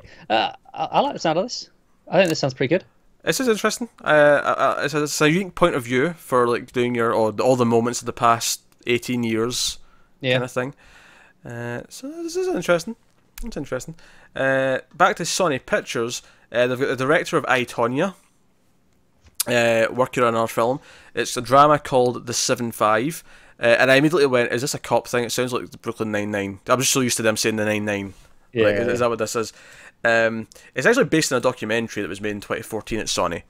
And it was also called The 7-5, the documentary. The documentary focused on Michael Dowd, an officer who was convicted of racketeering and conspiracy to distribute narcotics. He served 12 years in prison. So it's a police corruption drama. Okay. Interestingly, the director who made I, Tonya also made Mr. Woodcock. That was his first film, which I remember wanting to see at the time, and I never did. He also made Lars and the Real Girl, which we've also not seen. That is currently on our vote, though, for Patreon, for the patrons who are voting. So it's a smooth plug right there. Yeah, well, you know, sometimes they give me a softball. I have to hit it. So, no, I mean, I'm not necessarily inherently interested in the subject, but as much as I've not seen the director's films yet, there's a few there that have got some acclaim, so it's maybe a reason to pay attention. Yeah. So next up we have Charlie Kaufman, who's been hired by Netflix to make a movie. He's going to be adapting a novel called I'm Thinking of Ending Things, which is written by Ian Reid. This was named the NPR Best Book of the Year in 2016, so it's got a little bit of cred there. It examines the fragility of the psyche and the limitations of solitude. That's a very pretentious sentence. But here's the actual logline. On a road trip to meet his parents on their secluded farm, Jake's girlfriend is thinking of ending things. When Jake makes an unexpected detour, leaving her stranded, a twisted mix of palpable tension, psychological frailty, and sheer terror ensues. In a pair of shoes. I thought that's what you said at first. I was like, that would make sense. Ensues. That's what I meant. Yeah. Anyway, I like the sound of this. I'm actually unclear if he intentionally leaves her somewhere or if he accidentally leaves her and then he's worried about her. I'm not sure which one it is. Yeah, I don't know. Either way, I like the sound of it. Yeah, it sounds pretty good actually. It doesn't affect my excitement for it, but I think it's a cool plot. I'm always for more suspenseful movies. And so that's pretty cool. Next up on the news, we have again. So, do you know what I'm liking? There's a few of these here where some directors who have got movies out just now, some of which are at Sundance, have actually got their next gigs based on their movies at Sundance, and I kind of like that. It's a nice little trend in the news this week. But we actually spoke about the trailer of their current film last week, Summer of 1984. Which I actually didn't notice at the time when we spoke about it last week, but that was from the same people who did Turbo Kid, which I liked a lot. So my excitement for it went up a little bit based on that. Mine went down a touch because I thought that movie was only okay. But you're awful, so that's okay. So they've actually set up their next film.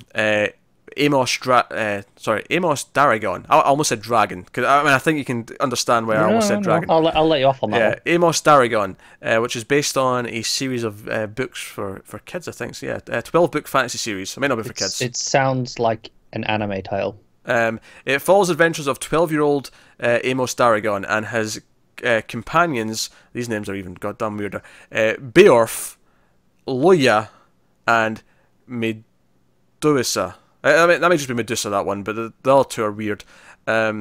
Basically, it's fantasy bullshit, these names. That's the thing. As someone who reads a lot of fantasy, I bet I could look at these names and not struggle as much. Oh, God. Anyway, so it follows them as their journey to find 4 masks that harness the forces of nature. With the power of masks, they can defeat the evil villain who threatens their world. Sounds like a fantasy movie. I'm still kind of into this, though, because it's these people behind this, right? Right? It's this team. Yeah. I like it because they handled teenagers really well in Turbo Kid for me. So I actually kind of like the idea of them. And that's probably what might work about Summer of 1984, is that it's all the kids in the 80s. I feel like this is... I feel like teens or kids is kind of their wheelhouse for their protagonists. Yeah, yeah. And I think, despite the fact that I'm not a big fantasy guy, I'm into it. I'm more into this than the idea of Summer of '84. I'm not, but I'll dig both. But Brian Perro's the writer of the books, for the record, and that brings an end. Well, actually, that brings us to halftime. Halftime, we do trailers. That's what we do at halftime. So we're going to talk about trailers. We had less than we did the last couple of weeks until I went and checked before we started, and there was another 3 or 4 to add on. Because he's a dick. Couldn't have left them for next week. Yeah, but that means next week we'd have had like 18. Yeah, probably. So that's a bad idea. And there's a couple you don't want to talk about because you don't want to watch second trailers and things and whatnot. So first up, we had Pacific Rim Uprising got a new trailer this week. I don't want to know anything about this movie beyond the first trailer. So you just give me a thumbs up when I'm good to come back in. What Carr does not realise, though, is I already spoiled this trailer for him when he was drunk last night, in the hopes that he wouldn't remember. I was testing a theory. He kept telling me to tell him news items that he wouldn't remember, and I went, nah, I'm going to test it with something that you don't want to hear. That's more entertaining to me. So, anyway, the trailer was pretty similar to the first one. A lot of the fun big robot stuff, the big mech stuff. But the main things here was that it reveals somewhere of the plot where it specifically points out that the human beings are... There's human being villains, where the humans actually let the monsters in. And... he's just nodding at me. The human beings let the monsters in, and we get the glimpses of not kaiju, a Jaeger versus Jaeger fight. So we have evil humans with evil Jaegers. This should be a blast. So I'm still into it. I'm looking forward to it. I have a lot of fun with the first one. And that's Pacific Rim Uprising. So... now that Connor's back in, I'll give him the thumbs up. We got a trailer for a movie. I'm ready to go. Yeah, we got a trailer for a movie called I Kill Giants next. Yes. It's about a little girl who believes she sees giants and that she has to hunt them and kill them, but no one else can see them. So Zoe Saldana, who's like her foster mother or whatever, she's trying to talk sense into her, and we have this kid believing there's giants, and we get some really cool shots at the end of some possible. Well, it could still be in her head. Let's be honest. It could, yeah. But it's really pretty shots at the end. And it's, kind of creepy, but it's like a kid and the parents not taking them seriously. And, I kind of dig this trailer, I'm not going to lie. I did too. And you only get, like, a brief glimpse of the giant. Yeah. It's, it's okay. Maybe it's this. It looks pretty good. Yeah.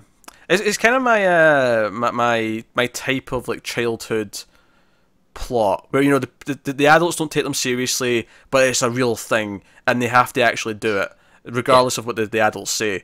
So naturally I hope that they're real, because it's like no, believe the kid's a hero. Yeah, but if not, it's really easy to extrapolate. Okay, giants, kid, they're looking up and over exaggerating adulthood. Oh yeah, sure, yeah, there's metaphors and analogies to take from it, absolutely. Or at least I assume there is. There's an amazing shot of the girl holding it's like a hammer axe weapon thing that I thought, oh yeah, this is a movie I want to see. Yeah, she's going to kill some giants. No, I actually like this trailer. I like the mood, I like the tone. The brat herself looked like she was going to be good in the role. Yeah. And I like Zoe Saldana, who's the adult, the straight man, if you will. And no, I dug this quite a bit. And again, that glimpse you see of the giant at the end, I really like. It was proper creepy. I was not expecting. I was having fun with this trailer, and I liked what it was doing with the music and all the rest of it. But it got to that bit at the end, I'm like, oh, that's actually creepy. Like that's a creepy moment. Yeah, it looks good. I did what I did last week, where I got these up in front of me with the descriptions, because I watch these on my TV and I don't have the descriptions, so I have just the trailer. And I thought, okay, I'll get these up as we go in, see if there's any little tidbits. This one just says, first trailer for I Kill Giants. That's just, you know, the studio not putting in a proper description. Yeah. That's just lazy. But no, I kind of like the look of this actually. So me too. I'm in full support of I Kill Giants. It was a good start to the trailer watching. I think as well what I like about this is I feel like kids movies don't have as much edge as they used to. I feel like kids movies from the 80s, the ones that I love, they have dark moments. They have genuinely sort of creepy elements and stuff. Oh yeah, definitely. And it's, you know, it's what I liked about the Summer '84 trailer last time, is that, you know, it had some of that stuff in there as well. They weren't afraid to do that. So no, I Kill Giants. Next up, we got a trailer for a movie called The Cured, starring Ellen Page, which is kind of like a different take on a zombie virus, where it's a post-zombie movie. Yeah, they basically, all the people who were infected get cured, and they come back to live with whoever family members are left. In this case, it's like like she's the sister-in-law to him, and it's like basically the movie looks like it's going to be all about the tension of, like, will they like revert back? Like, are we actually safe with these people who are technically cured? And the trailer kind of spoils it. Probably not is the answer, but the trailer kind of implies some other things towards the end, where it's like, no, they're actually still feeding people, but they're doing it like organized crime now, where they're like arranging people to be like kidnapped so they can feed on them and stuff. And it's like, okay, this is a slightly different take on the zombie virus. I'm kind of lukewarm on it overall, though. It didn't excite me, even though I appreciate that it's doing something different. It didn't kind of grab me. I think I like the ideas, but it just looks a bit bland. Drab is the word I'd use. It looks a bit drab. Yeah, that's probably better. It definitely doesn't look bad. I thought the trailer itself, to judge it on a trailer, it showed a bit too much, long. You know, could have back a bit, play up the mystery a bit more. Would have been smarter. That said, the whole their like organized crime and doing this in a sort of smart way was probably the most interesting idea. So at the same time, I'm like, I feel like if that hadn't been in the trailer, I'd be even less positive about it. That's true. Next up, we had a trailer for Primal Rage. Now, I watched most of these last night, so just before we started, I ran through them and just made sure I could remember what they all were. This was the only one that I couldn't remember, and then I started watching it again, and I went, oh, that's why I couldn't remember it, because it's generic trash. Do you know what's amusing is I watched these an hour and a half before we started recording. This batch. The later ones were literally just minutes before. I don't know what this is at all. A couple break down in the road. There's monsters in the woods. There's some hillbillies help them fight with guns, and that's basically it. There's some shots of like these creepy hands coming around trees and shit. The description is it seems to be that's supposed to be Bigfoot. Oh, it's a Bigfoot. Oh, that's interesting. The description actually says, set to bring primal rage, Bigfoot reborn. Bigfoot reborn. That's apparently the full title. Yeah, it's not a good trailer. It looks really cheap. The acting does not look good. I would quite quickly just say skip this one. You're good. Yeah. You're good. Next up, we always have to have one of these indie drama movies where you get that indie drama tone. And this is what this is. This is The Boy Downstairs. This is a woman who's split up with her boyfriend. She moves into a new apartment.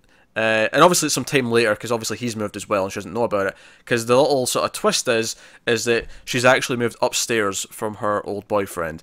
And the movie's kind of about her, kind of in a quirky sense, kind of becoming obsessed with like spying on him and seeing him with new girls and how she reacts to that. It's kind of a quirky, like, maybe they're still meant for each other. We've got that sort of, like I say, the indie drama tone. If you know what I mean by that, you'll know what I'm getting at. You've got the new girlfriend, not liking her very much. Yeah. You've got them having chemistry, and she's, very sort of like, very, very millennial, I suppose. I don't mean that in a bad way, but it feels very millennial.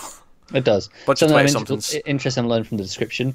That was her first relationship with this guy. Oh, that was her first ever relationship, according to the description. So that's a little bit of a spin on it. Yeah, so it wasn't necessarily her last relationship. It was the first big one she ever had. Yeah. Oh, that's cool. And it looked okay. Like, it kind of lives or dies on how written it is, like the acting. It's got its style of indie drama style down from what we can see, and that's not good or bad. It's just what it is. It's taste almost at that point. Yeah, obviously you've got the music either going to be just one person and a guitar or one person a piano, depending. Oh yeah, that's the one. That's what you do in an indie drama, and you've got that, and you've got like lots of like her talking about herself. Is she crazy? But there was some funny moments in the trailer. There was like a little moment where Like he has like, the apartment in the bottom, and you can sort of go down and like sweep the ground like in front of his windows, and she's like down there sweeping, and she's like arguing with the new girlfriend about peering in and stuff. Like, there was some little moments in there. It was okay. It looks like it could be all right. Yeah, I wouldn't say I'm excited, but if it gets buzz, I would be. That's the way I feel about a lot of these sorts of movies, where I'm not going to be excited for them because there's a lot of them that look very similar based on the trailers. Yeah. But the ones that I hear good things about, I typically enjoy when I do watch them. Yeah.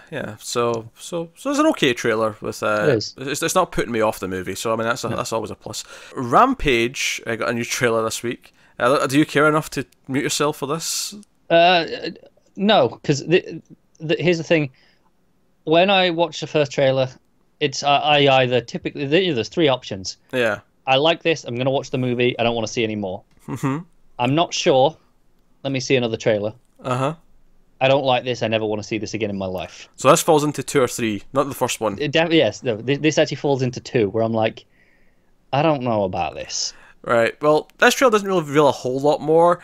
Just the fact that because the first trailer made it feel like it was mostly just the ape who got big, right? Because this is a movie where someone's genetically engineered some animals, and the ape is turned into a giant King Kong sized monster, and The Rock is trying to track him down and help. But this trailer gives us a bit more of a glimpse at the other monsters, and we see the big was it a wolf or a rat? It was a wolf. Was it a wolf? I know that's a weird thing to confuse, but when it's that big, it doesn't actually. I know, because he goes, the wolf flies. Well, that's the big money shot at the end, is that the wolf spouts wings and starts flying.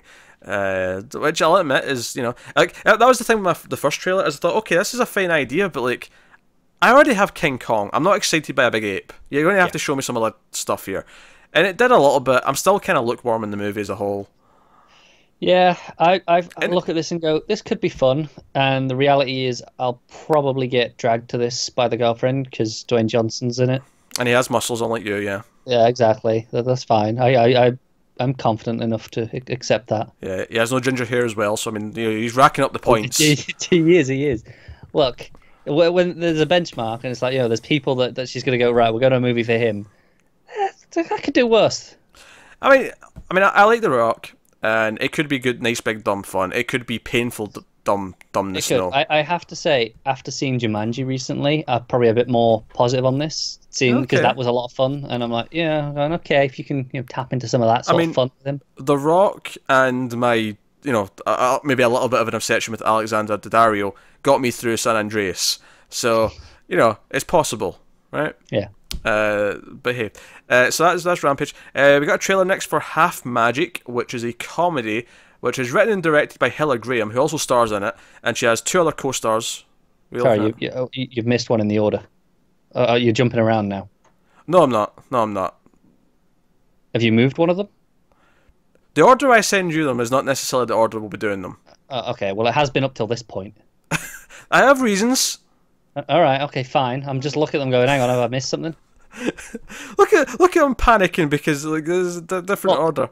I assumed every single movie up to this point has been in the order for all 3 episodes. I have a reason to leave what was going to be the next one till the end. All right, so just fine. Calm yourself.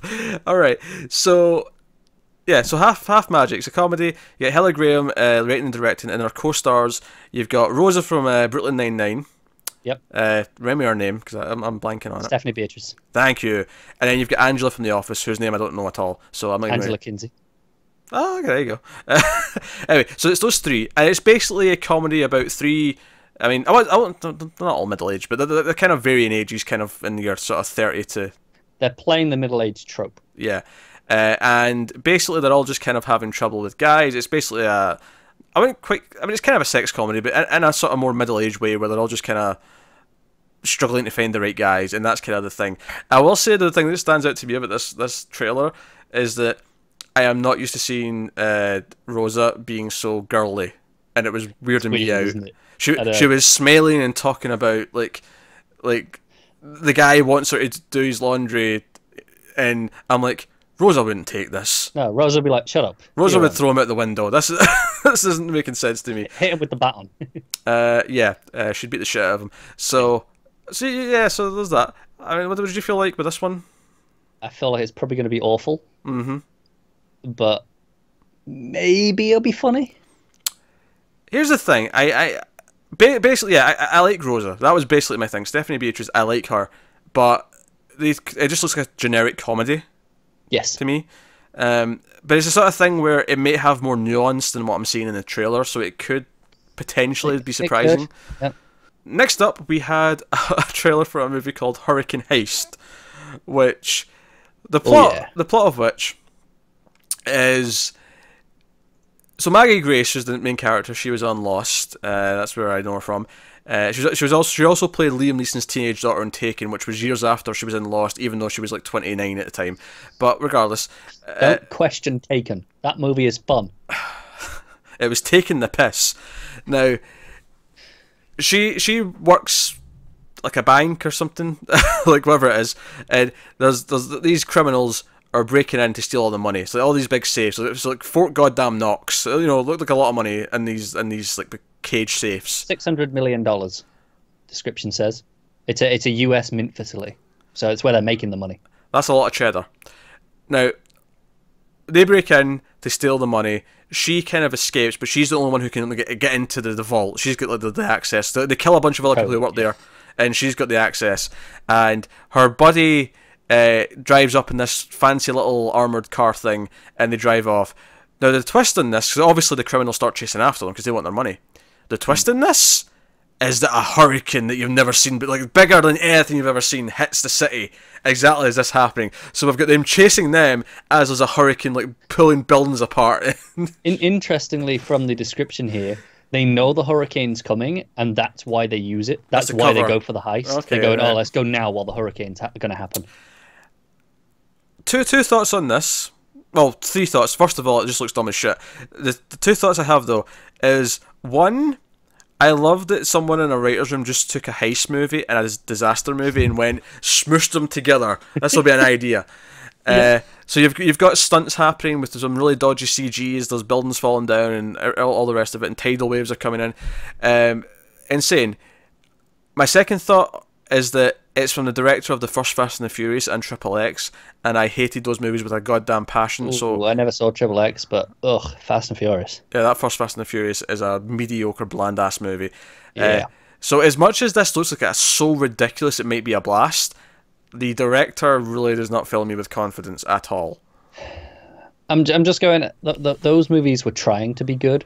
Uh-huh. This looks like it's not. It knows it's being stupid, so maybe he'll do better with that. Maybe. I don't know. Oh, look, the trailer used Rocky like a hurricane, so I don't care. Of course it did. Of course it did. They had to, but at least they're aware enough to know, no, put that in there. And it was fun. I love that. Next up, we got a trailer for a movie called Looking Glass. I added this last minute because I just saw it, and it is a Nicolas Cage movie where he buys a motel because he was an electrician, but he wants a bit of a change. Mm-hmm. Maybe there's a twist in the movie as to why he gave up being an electrician. Maybe there's a deep, dark backstory, I don't know. But he buys a motel and discovers that the previous owner of the motel had a secret hidden passageway that goes behind the rooms so you can spy on all the people who come and stay. And he ends up spying on this, like, this girl on girl couple who, like... I mean, I think one's a prostitute. I mean, it doesn't make it explicit in this, but one feels that she's a prostitute and she's like watching, but then the girl who wasn't the prostitute turns up dead, and then he starts like questioning things, and then it looks like it's insane. Like people in the town seem to be in and all this stuff. You have the thing that stuck out to me was a lot of people going, "Did you do it?" Yeah, that was like a lot for the last 30 seconds of the trailer. I feel like there's going to be a twist at the end of this movie, but it's all a prank. It has that feeling to it where it's all not what it seems, yeah. And it's all in Nicolas Cage's head, or he did do it and he's a psychopath and he doesn't know he did it. Yeah, I can see that. I can see that, but I think I'm always down for some crazy Nick Cage. Honestly, it's often awful movies, but enjoyable to watch. Just to watch the madness unfold. That's the potential with Looking Glass. So that was interesting. Definitely, obviously, all the links to all these trailers are in the description, as per usual. So check these out. Which takes us on to our final trailer, which I put at the end because there was some. I had like a proper description, some news to go with it. Okay. That's good, because the description for the trailer, has nothing. Yeah, it's also it's very a tone and mood trailer. There's not a lot of plot in it. This is very atmospheric. You've got this monologue being delivered as all these like quick images of chaos, ending on like this teen girl with like a gun and like a mask on, like like a bandana scarf over her face. Yeah, it's like a US flag bandana. Yeah, but it's it's very very mood heavy. But it is better. So Neon landed this movie. They bought the distribution rights to it. It's called Assassination Nation, which I like that title. I'm not gonna lie. It's good. It is a good title. It's good. So they got that at the Sundance Film Festival again, and they partnered with AGBO, who are actually the new company owned by the Russo brothers. So it's a partnership with them to buy the movie, and apparently it was a 10 million worldwide rights deal. But yeah, so it stars Odessa Young. I know that name. She's been in something. Probably. I know I spotted Bella Thorne in the trailer, who you'll know from The Babysitter. Okay. She wasn't the main one, but I don't think from what I've seen. But she's the one that's often on the front poster. So she was either the cheerleader.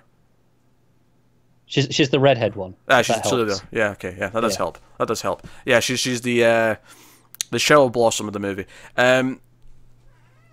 But yeah, so no, Joel McHale's in it as well, actually, who's a really odd name to pop up. Given okay. I didn't see him in the trailer because it looks like a very serious, not quite Spring Breakers, but it seems like it might have that kind of vibe. You've got the ultra violence with the stuff going on. It's written and directed by Sam Levinson, and it tells the story of what happens when a social media savvy high school senior and her friends observe the results of what happens when a provocateur starts posting details from the private digital lives of everyone in their small town. It turns the town upside down.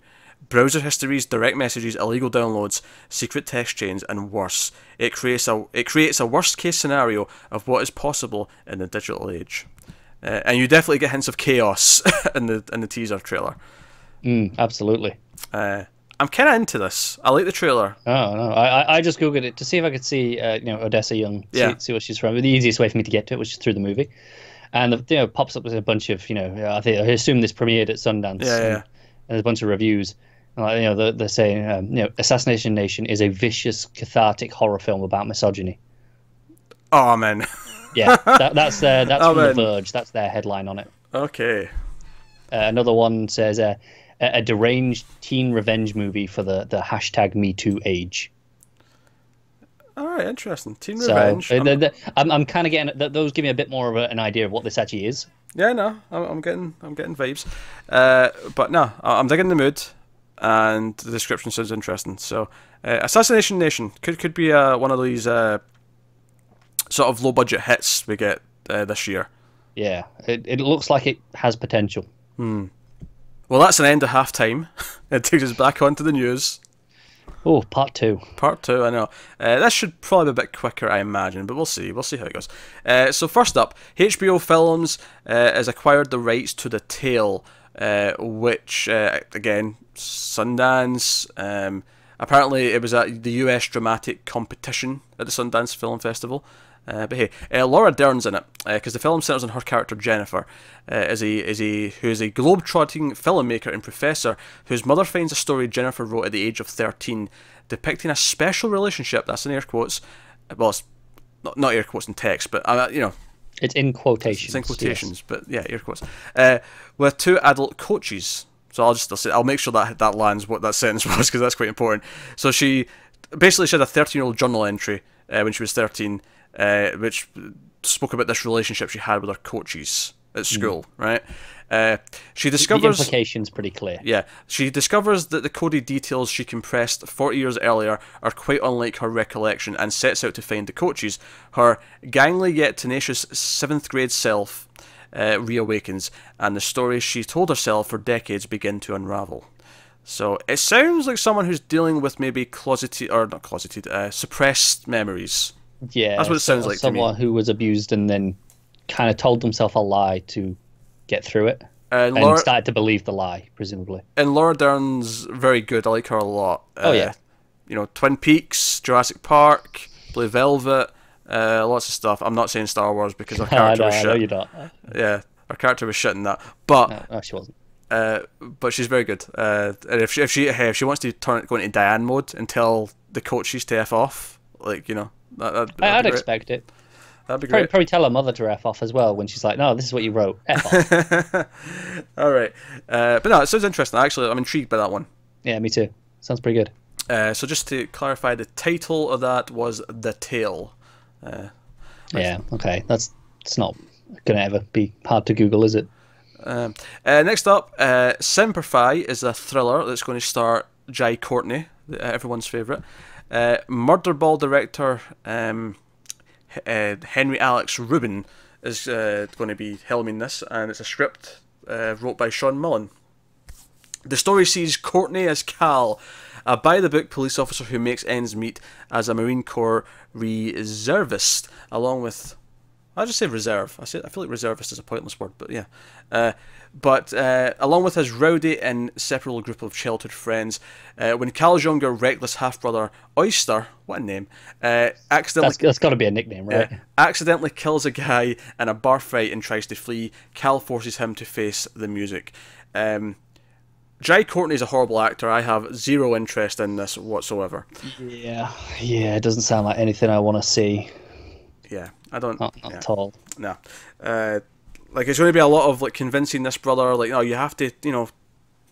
I'm seeing the irony in the title, Semper Fi. Which, you know, that means always faithful. Yeah. So it's like, okay, you're going to be always faithful to the truth. My cat's starting to feel neglected. I've been sitting here recording for so long. He wants some attention. Cats are awful like that. They'll piss off for as long as they want, but you know, as soon as they want attention, there they go. So next up, we have a film called Extremely Wicked, Shockingly Evil, and Vile. That's the title. Oh, that's the title. I thought you were describing. No, that's the title of the movie. Called that. Extremely Wicked, Shockingly Evil, and Vile. I feel there should be another word before vile to make that sound right. It's weird that the last one only has the one word. Yeah, it is. It needs an adjective. Yeah, they done goofed on that one.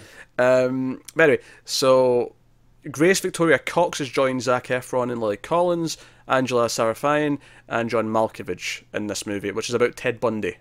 So we're getting Manson movies, and now we're getting Ted Bundy movies as well. The film is told from the point of view of Ted Bundy's girlfriend Elizabeth during the multi-year period that Bundy hid his now notorious murder spree from her. Cox will play Carol Darrench, if I'm saying that right, a girl who survived Ted's kidnapping attempt and later ID'd him in court. So, sounds interesting. Of the names there, Angela Sarafyan, you'll know her. She was on Westworld. She was the prostitute. No, obviously not Thandie Newton, but the other main one. The other one, yeah, the younger one. The younger one, yeah. She was pretty good, actually. She had that you know, that dazed stare the whole time. She was really good at that in that movie. I actually saw an article about this earlier in the week. I believe Efron is playing Bundy. That is an interesting choice. Yeah. They had a test picture knocked up and didn't look not bad. Okay. Oh yeah. Mild. I'm curious. I wouldn't say I'm excited, but I'm curious. Yeah, it's something that could be atrocious, but maybe it'll be all right. Next up, again, Sundance, whole thing. So, yeah, there's a bit of a trend going on this week. Yeah, director's got a film called Monster coming out. Not to confuse it with the Charlize Theron Monster from like 2002. There's a new film out called Monster from director Anthony Mandler. I don't know much about it, but he's already lined up. It's another story where he's got his film at Sundance and he's got his next gig while it's there. So good stories in that sense. But he is going to work on a film called Man of Cloth. Not a whole lot here. It just says the thriller is set in 1788 in a penal colony of Australia, and as a man of the faith finds himself caught up in a violent mystery. That's all we get. I like the sounds of it though. So yeah, sounds interesting. It's definitely a bit more unique of a setting that we're not used to as much. So that's cool. Next up, AI Film, who were the studio behind I, Tonya, has got Craig William McNeil. I had to think about that because the C wasn't capitalised. I feel like that's just a mistake on their part. What, in Muck? Or sorry, or N. Sorry, I meant in the N. You know what I meant. You know what I meant. Yeah. Well, no, I didn't actually. That's why I was really confused. Okay, the N. I thought the N wasn't capitalised, so it looked weird. No, that would look weird. I was like, Masney. Oh, McNeil, that's meant to be, okay. Yeah. But yeah, so again, his film Lizzie is currently at Sundance, is doing well, so he's now been lined up for a psychological thriller called She's Never Coming Back. It's been adapted from a best-selling book, a Swedish novel by Hans Koppel. So the story follows Mike, a husband and father who's trying to cope with the unexplained disappearance of his wife after she fails to return home one night from work. As Mike battles suspicion from the police and his own despair, he decides to seek professional and emotional help. Through the course of his therapy, we start to suspect that his wife's disappearance might involve something far more sinister, and that perhaps she is somewhere not too far from home. Okay. So there's potential. I'm getting a little Gone Girl vibe. Yeah. But like I say, I mean, I have no idea how Lizzie is. Apparently, people like it because it's doing well at Sundance. No, that's. I mean, we've mentioned a lot of films here, but that's one I've actually heard of. Oh, really? Already? Yeah. I couldn't tell you anything about it, but I'm familiar with the name already. And, so that's more than I can say for a lot. It's the sort of thing where these Sundance movies may get released this year, and then we'll be talking about them in award season next year. Yes, when we get there. That would be not surprising. But next up, anyway, Annapurna. Do you know what's funny? I always struggle with that, but I know the logo. It's the big A, and then they've got the title underneath it. But Annapurna has confirmed that it's closed a deal with Endeavour Content for a film called Sorry to Bother You. So they've bought this again, another purchase from Sundance. So Cassius Green is a 30-something telemarketer with self-esteem issues who discovers a magical selling power living inside him.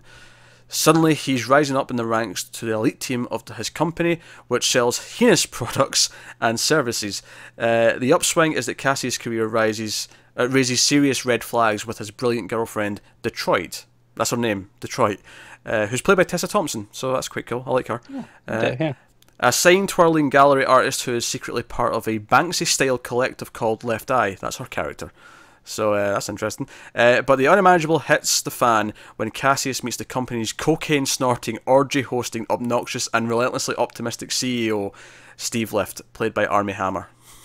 Oh, this sounds fun as balls. This sounds like it's going to be like a... I don't want to say Wolf of Wall Street. I'm getting like a bit of American Psycho in tone, but like a bit quirkier. Hyper real drama, I guess, is what I'm saying. Hyper drama with a bit of comedy. Yeah, okay, I get what you're saying. That's what I'm getting from it. Which Wolf of Wall Street kind of fits into that as well. A little bit, yeah. Lakeith Stanfield is playing Cassius, but no, that sounds interesting. It does, yeah. Apparently, the whoever the head of Annapurna, apparently. I think it was Deadline said the actual quote when he was asked about his company like purchasing the rights to the film to distribute it was, "We effing love this movie," and that was it. So they're enthusiastic. Yeah. We'll say that. Next up, Sony Pictures has acquired the rights to Puzzle, which is the directorial debut of Mark Turtletaub. If I'm saying that right, I hope you are. I could be butchered, but it's the word turtle then Taub. Turtletaub. That's how I'd say it, I think. Yeah, Turtletaub. It stars Kelly MacDonald, who plays a housewife whose life takes a turn when she enters the world of competitive jigsaw puzzling. Oh yes, the movie I've always wanted. So yeah, Kelly MacDonald, of course, has been in a bunch of stuff. She was in Black Mirror last year. She's a Scottish actress, which I mean, you get a lot of MacDonalds elsewhere, but like it adds up. Scottish name, yeah. Yeah, adds up. But this premiered just Tuesday evening this week, and apparently the crowd loved it. Slightly more in-depth description: a female-driven coming-of-age story. Puzzle is the story of Agnes. That's also a really Scottish name. It is. It's a really unfortunate Scottish name. It's not a nice name. No, Agnes is a bad name. But who's taken for granted as a suburban wife and mother until she discovers a passion for solving jigsaw puzzles, which unexpectedly draws her into a new world, where her life unfolds in ways she could never have imagined.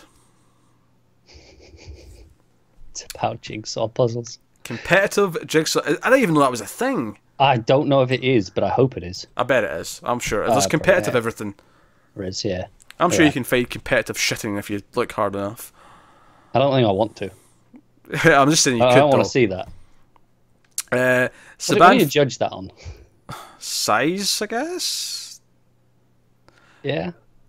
size and consistency. Let's stop talking about this. Yeah, let's move on. Saban Films has acquired a film. Was this also Sundance? It might have been. I'm not seeing it stick out. So maybe this wasn't a Sundance one. But hey, so.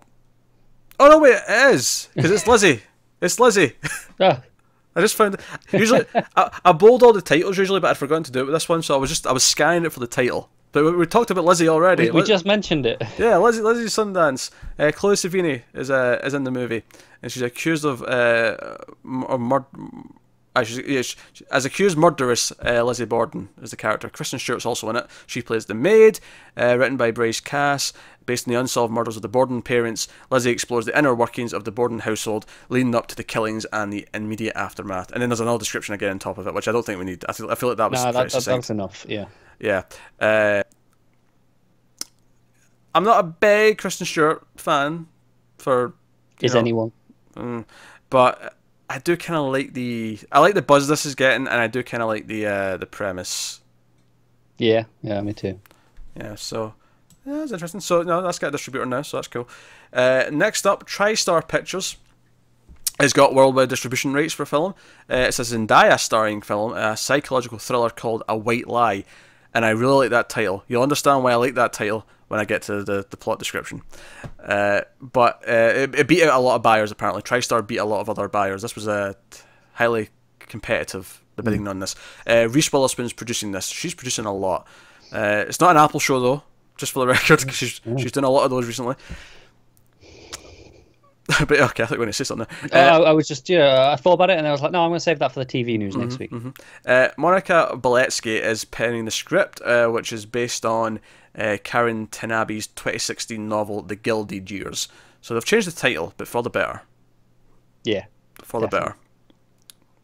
Well, you don't know what it's about yet. I don't like that title, though. Fair enough. I feel like that's just a really boring title. The film is inspired by the true story of African-American Anita Hemmings, who, passing as white, became the first black woman to attend Vassar College, the country's most exclusive school for women.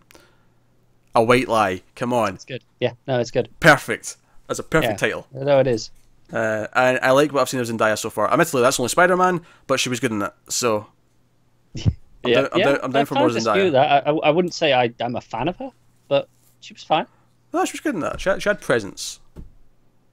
Sure. She grabbed the screen whenever she was on it. I don't know if I go quite that far. She did. I don't think I agree quite this strongly. I think she was pretty good. All right. Moving on.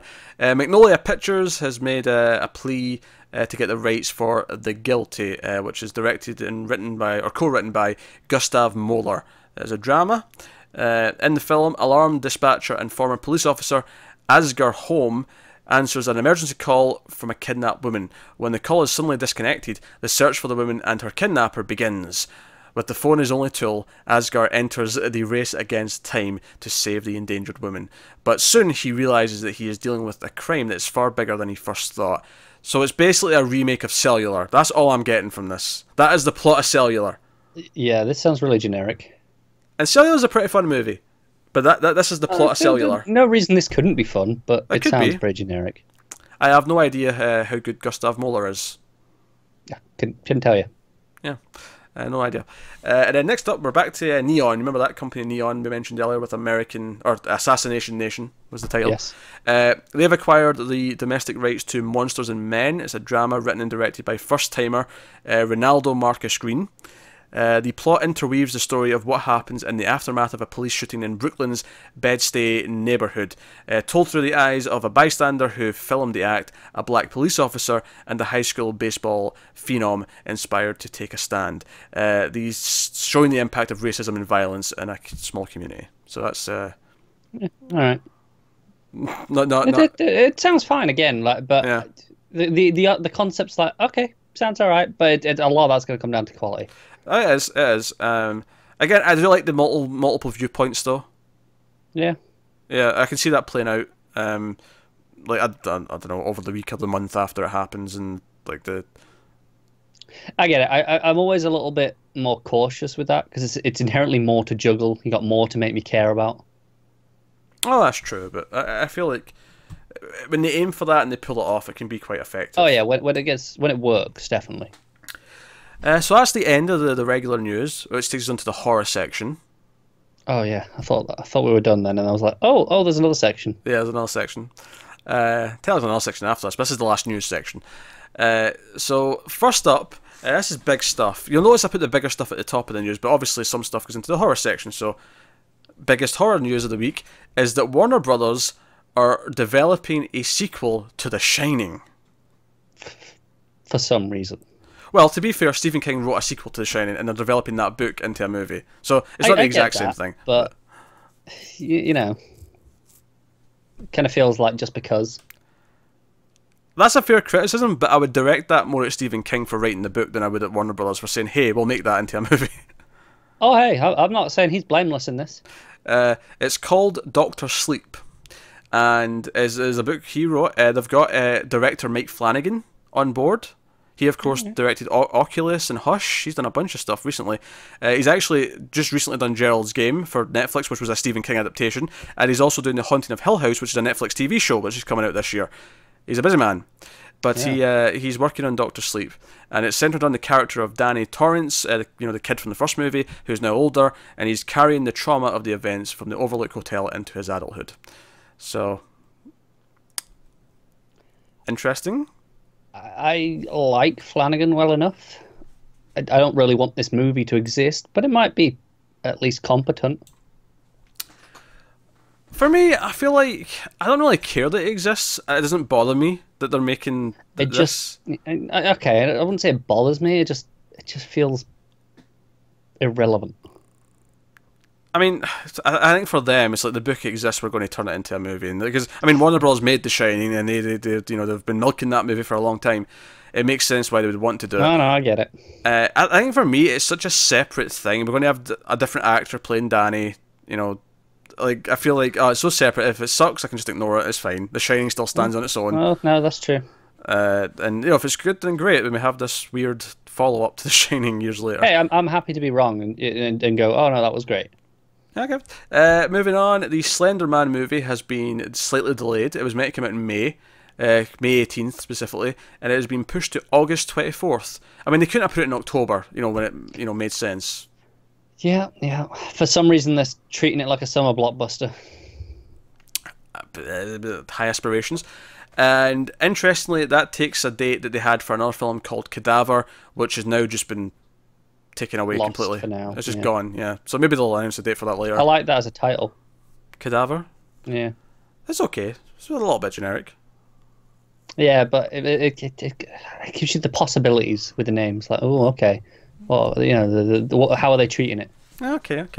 Back to Neon. They've been doing a lot this week. They've taken the rights to Revenge, which is written and directed by Coralie Fargate. I'll go with that. But yeah, so that's played in the midnight section of Sundance Film Festival. Again, Sundance. They've also made the film's also made a deal with AMC Shudder, because they own Shudder. So it'll be distributed theatrically by Neon, and then Shudder will get the exclusive streaming rights a little bit later. That's kind of how this is going to work. Makes sense. So that's what's happening. Revenge stars Matilda Lutz as a young woman who goes on vacation at a remote desert villa with her millionaire boyfriend. Their romantic weekend goes off the rails when her lover's hunting pals show up on the scene, triggering a wave of violence. I'm not sure exactly what happens with are the hunting pals wanting to hurt her, or is them being there the trigger of something else? Yeah, maybe she just doesn't like hunting. So it gets violent because she doesn't like hunting. For all I know. Yeah. Is the boyfriend in this plot? This was all just a ruse for the hunting pals to come up, and then... Honestly, I do kind of hope it's we're hunting you. Run. I almost feel that's just the obvious thing to do, though. It is, but it could be fun still. It could be. I feel like I've seen it done before, admittedly. Oh yeah, I definitely have. But hey, it's this thing. So that's Revenge. Which implies maybe it is we're hunting you, but for a reason. It's not just that they like hunting. Yeah. It's no, we're hunting you because you did something. Maybe she's been stealing from the boyfriend. Nah, it'll be older than that. It'll be something she did as a teenager or something. She'll have gotten one of their friends killed or something by accident. Probably. Or some bollocks like that. Next up, Paramount Pictures has acquired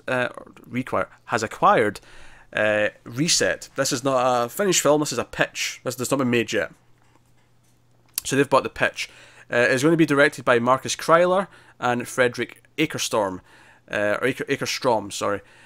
Sean Finnegan is going to write it. The plot's been kind of kept under wraps, but we know it's a horror movie with a bit of science fiction, and it's centered on a mother and daughter who uncover a startling secret. And that's all we have. So there's not a whole lot there, but could be anything. It's hard to say I'm excited or disinterested, but, even because I don't know anything about this. Just keeping it in the loop. You know, here you go. It exists. Next up, Lee Wannell, of course, who wrote the early Saw movies, wrote all the Insidious movies, directed the third Insidious movies.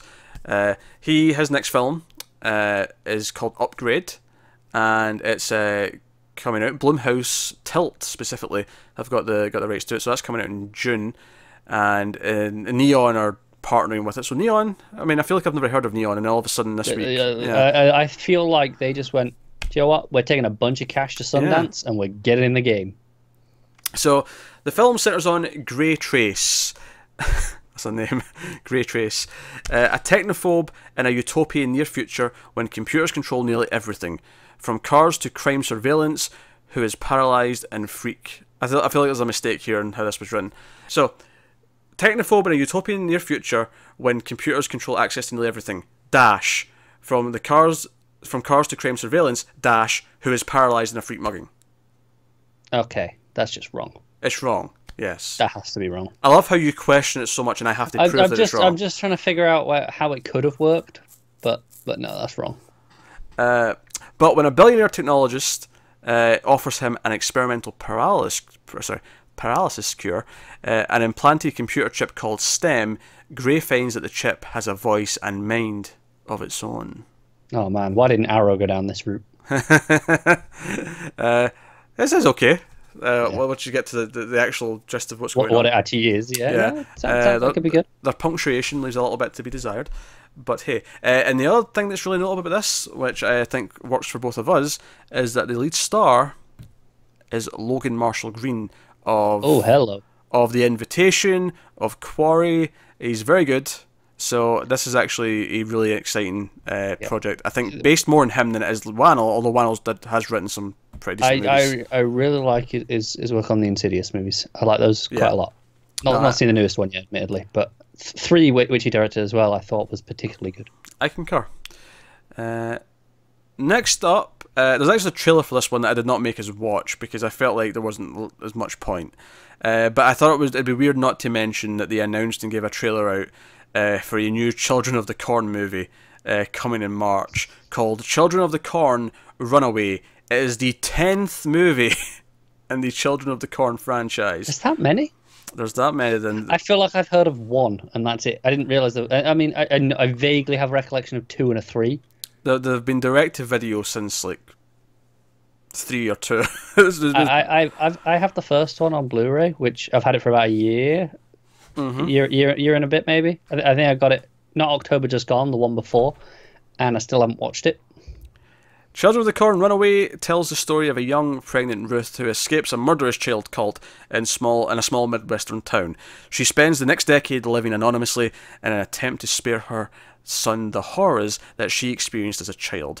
Ruth and her son end up in a small Oklahoma town, but something is following her. Now she must confront the evil or lose her child. So that's these movies went in a direction I didn't expect. Yeah, I mean, I've not seen any of them past the third one. I know that me and Tim will eventually do them at some point.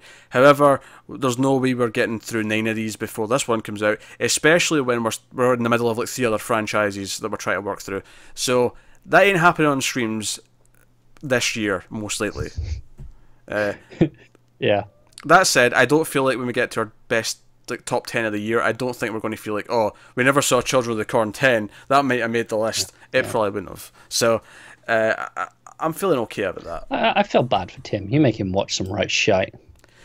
He makes me watch shit all the time. He comes to me with like, hey, this thing's coming out. It's true. The amount of times Tim is like, do you know what? Maybe we should do a bit less right now. I'm kind of busy. And he's a very busy man.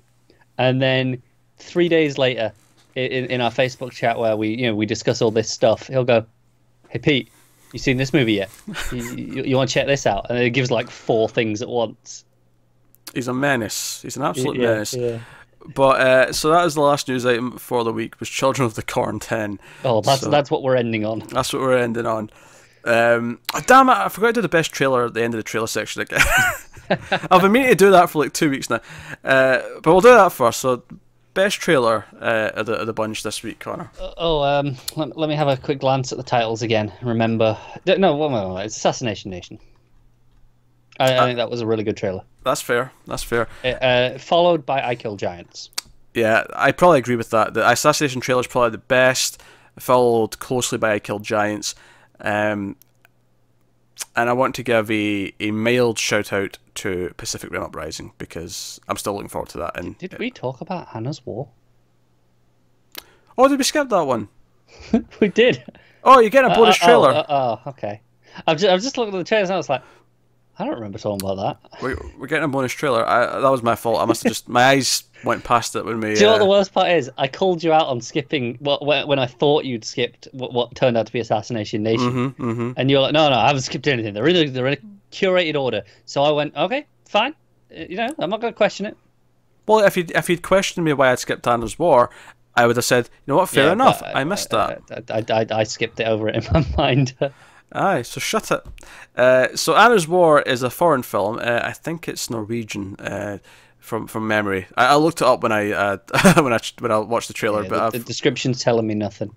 But basically, this is a film based. I don't know if it's based on a true story per se, but it's basically a Jewish family gets killed during World War II, or maybe just before World War II, and this girl is basically left hiding in her house, which is next to like a Nazi camp for I think for like months or maybe even years. And the trailer, Russian. Was it Russian? Sorry.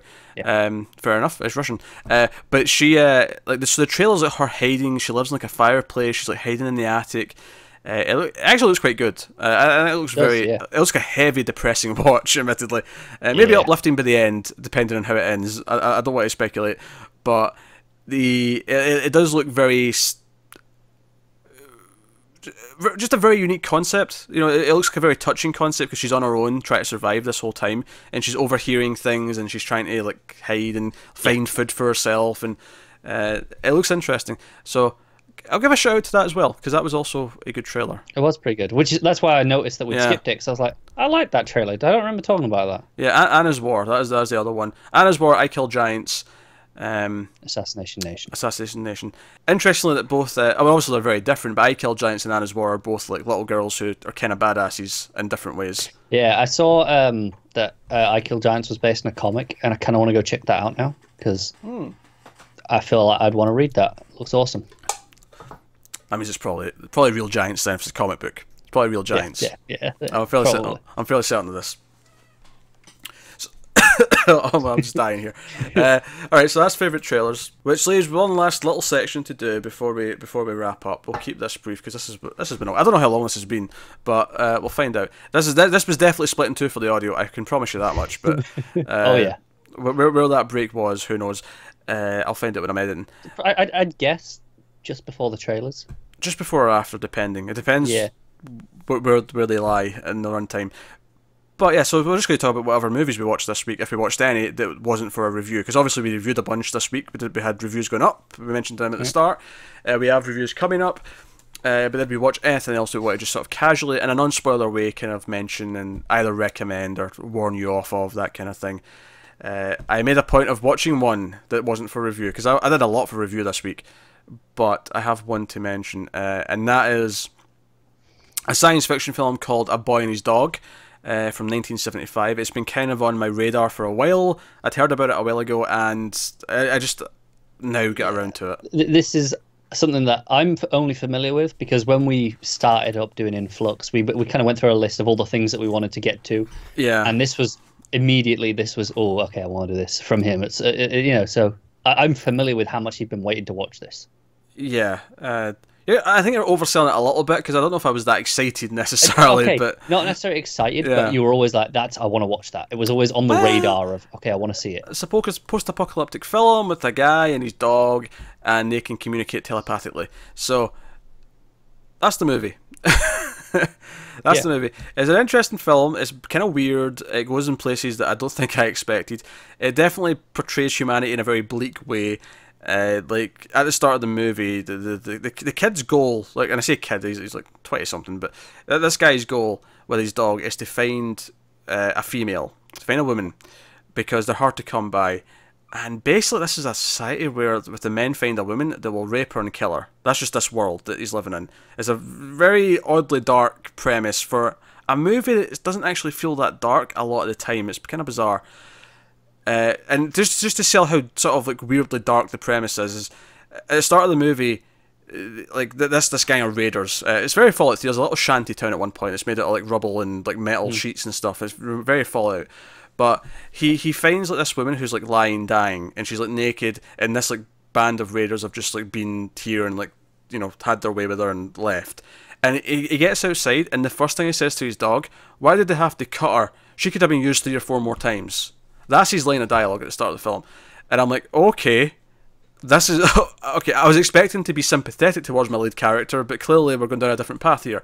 That said, it's got a very cynical ending. I will say I laughed out loud at the ending. This is is that something you're supposed to do though? Oh, it's supposed to be funny. Yeah. Okay. It's darkly funny. It's supposed to be darkly funny. But make no mistake. This is not a this is not a feminist film by any means. You have to go into that knowing it. But there's definitely some interesting, bizarre turns towards the end. It's an interesting film. I don't know if I'd say it's necessarily that good. I don't regret watching it, but it is definitely more of a bizarre experimental thing. Interesting though, the one thing I did really like though at the start of the movie is the opening text that comes up. It just well, there's a little paragraph that comes up later, like a little bit later, but the first thing that comes up on the screen is a bit of text to explain the concept. It just says the World War IV lasted 5 days, and that's it. And you get it. You're like, oh, nuclear explosions. That's why it only lasted 5 days, because they just nuked everything. Good, great.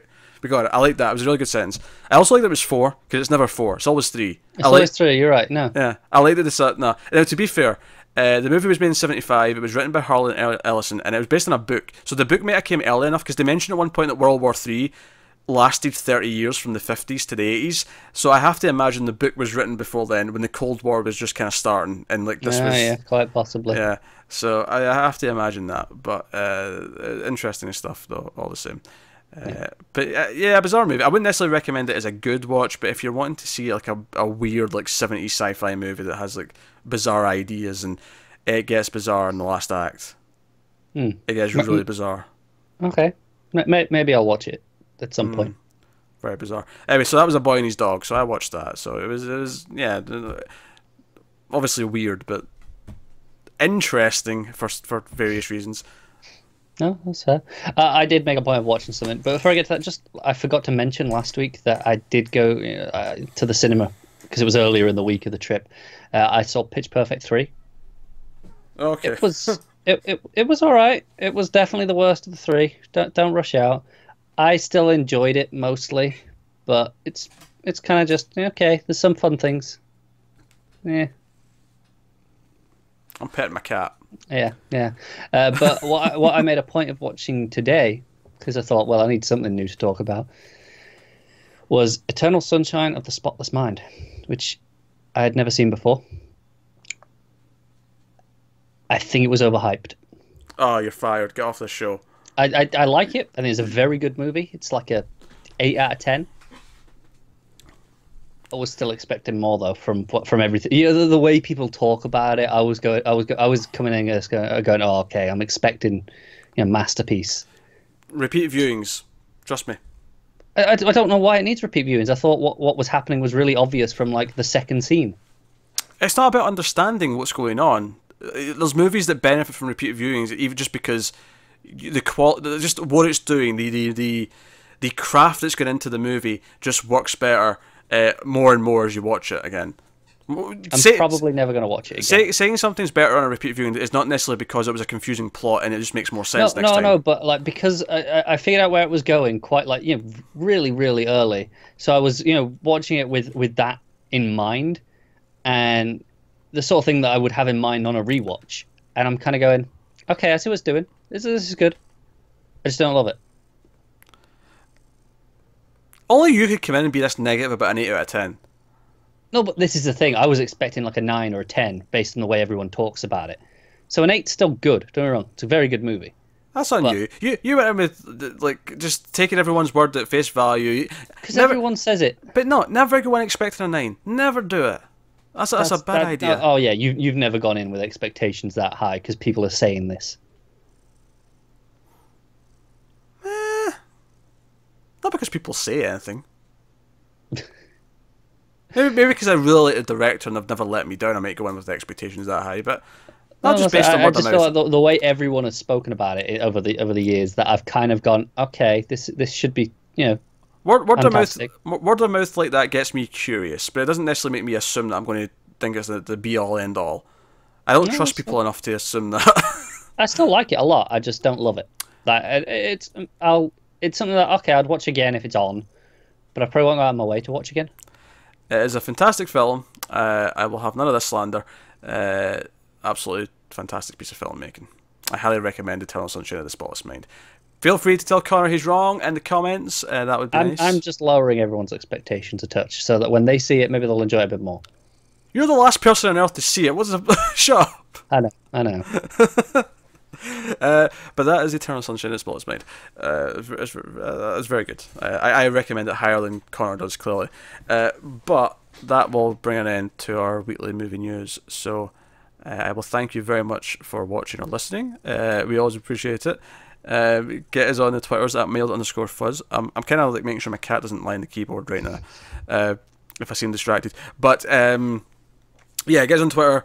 Get us on patreon.com/mailfuzztv if you want to support the show. There's a link to that in the description. Let us know what you think of the news that came up this week. Any thoughts on the trailers? As we said, the links for the trailers are all in the description, so you can go down there and check out that. But otherwise, that is us. So thank you once again for watching or listening. We always appreciate it. This has been a very long episode, so we will say our goodbyes and keep watching movies. We'll see you next time.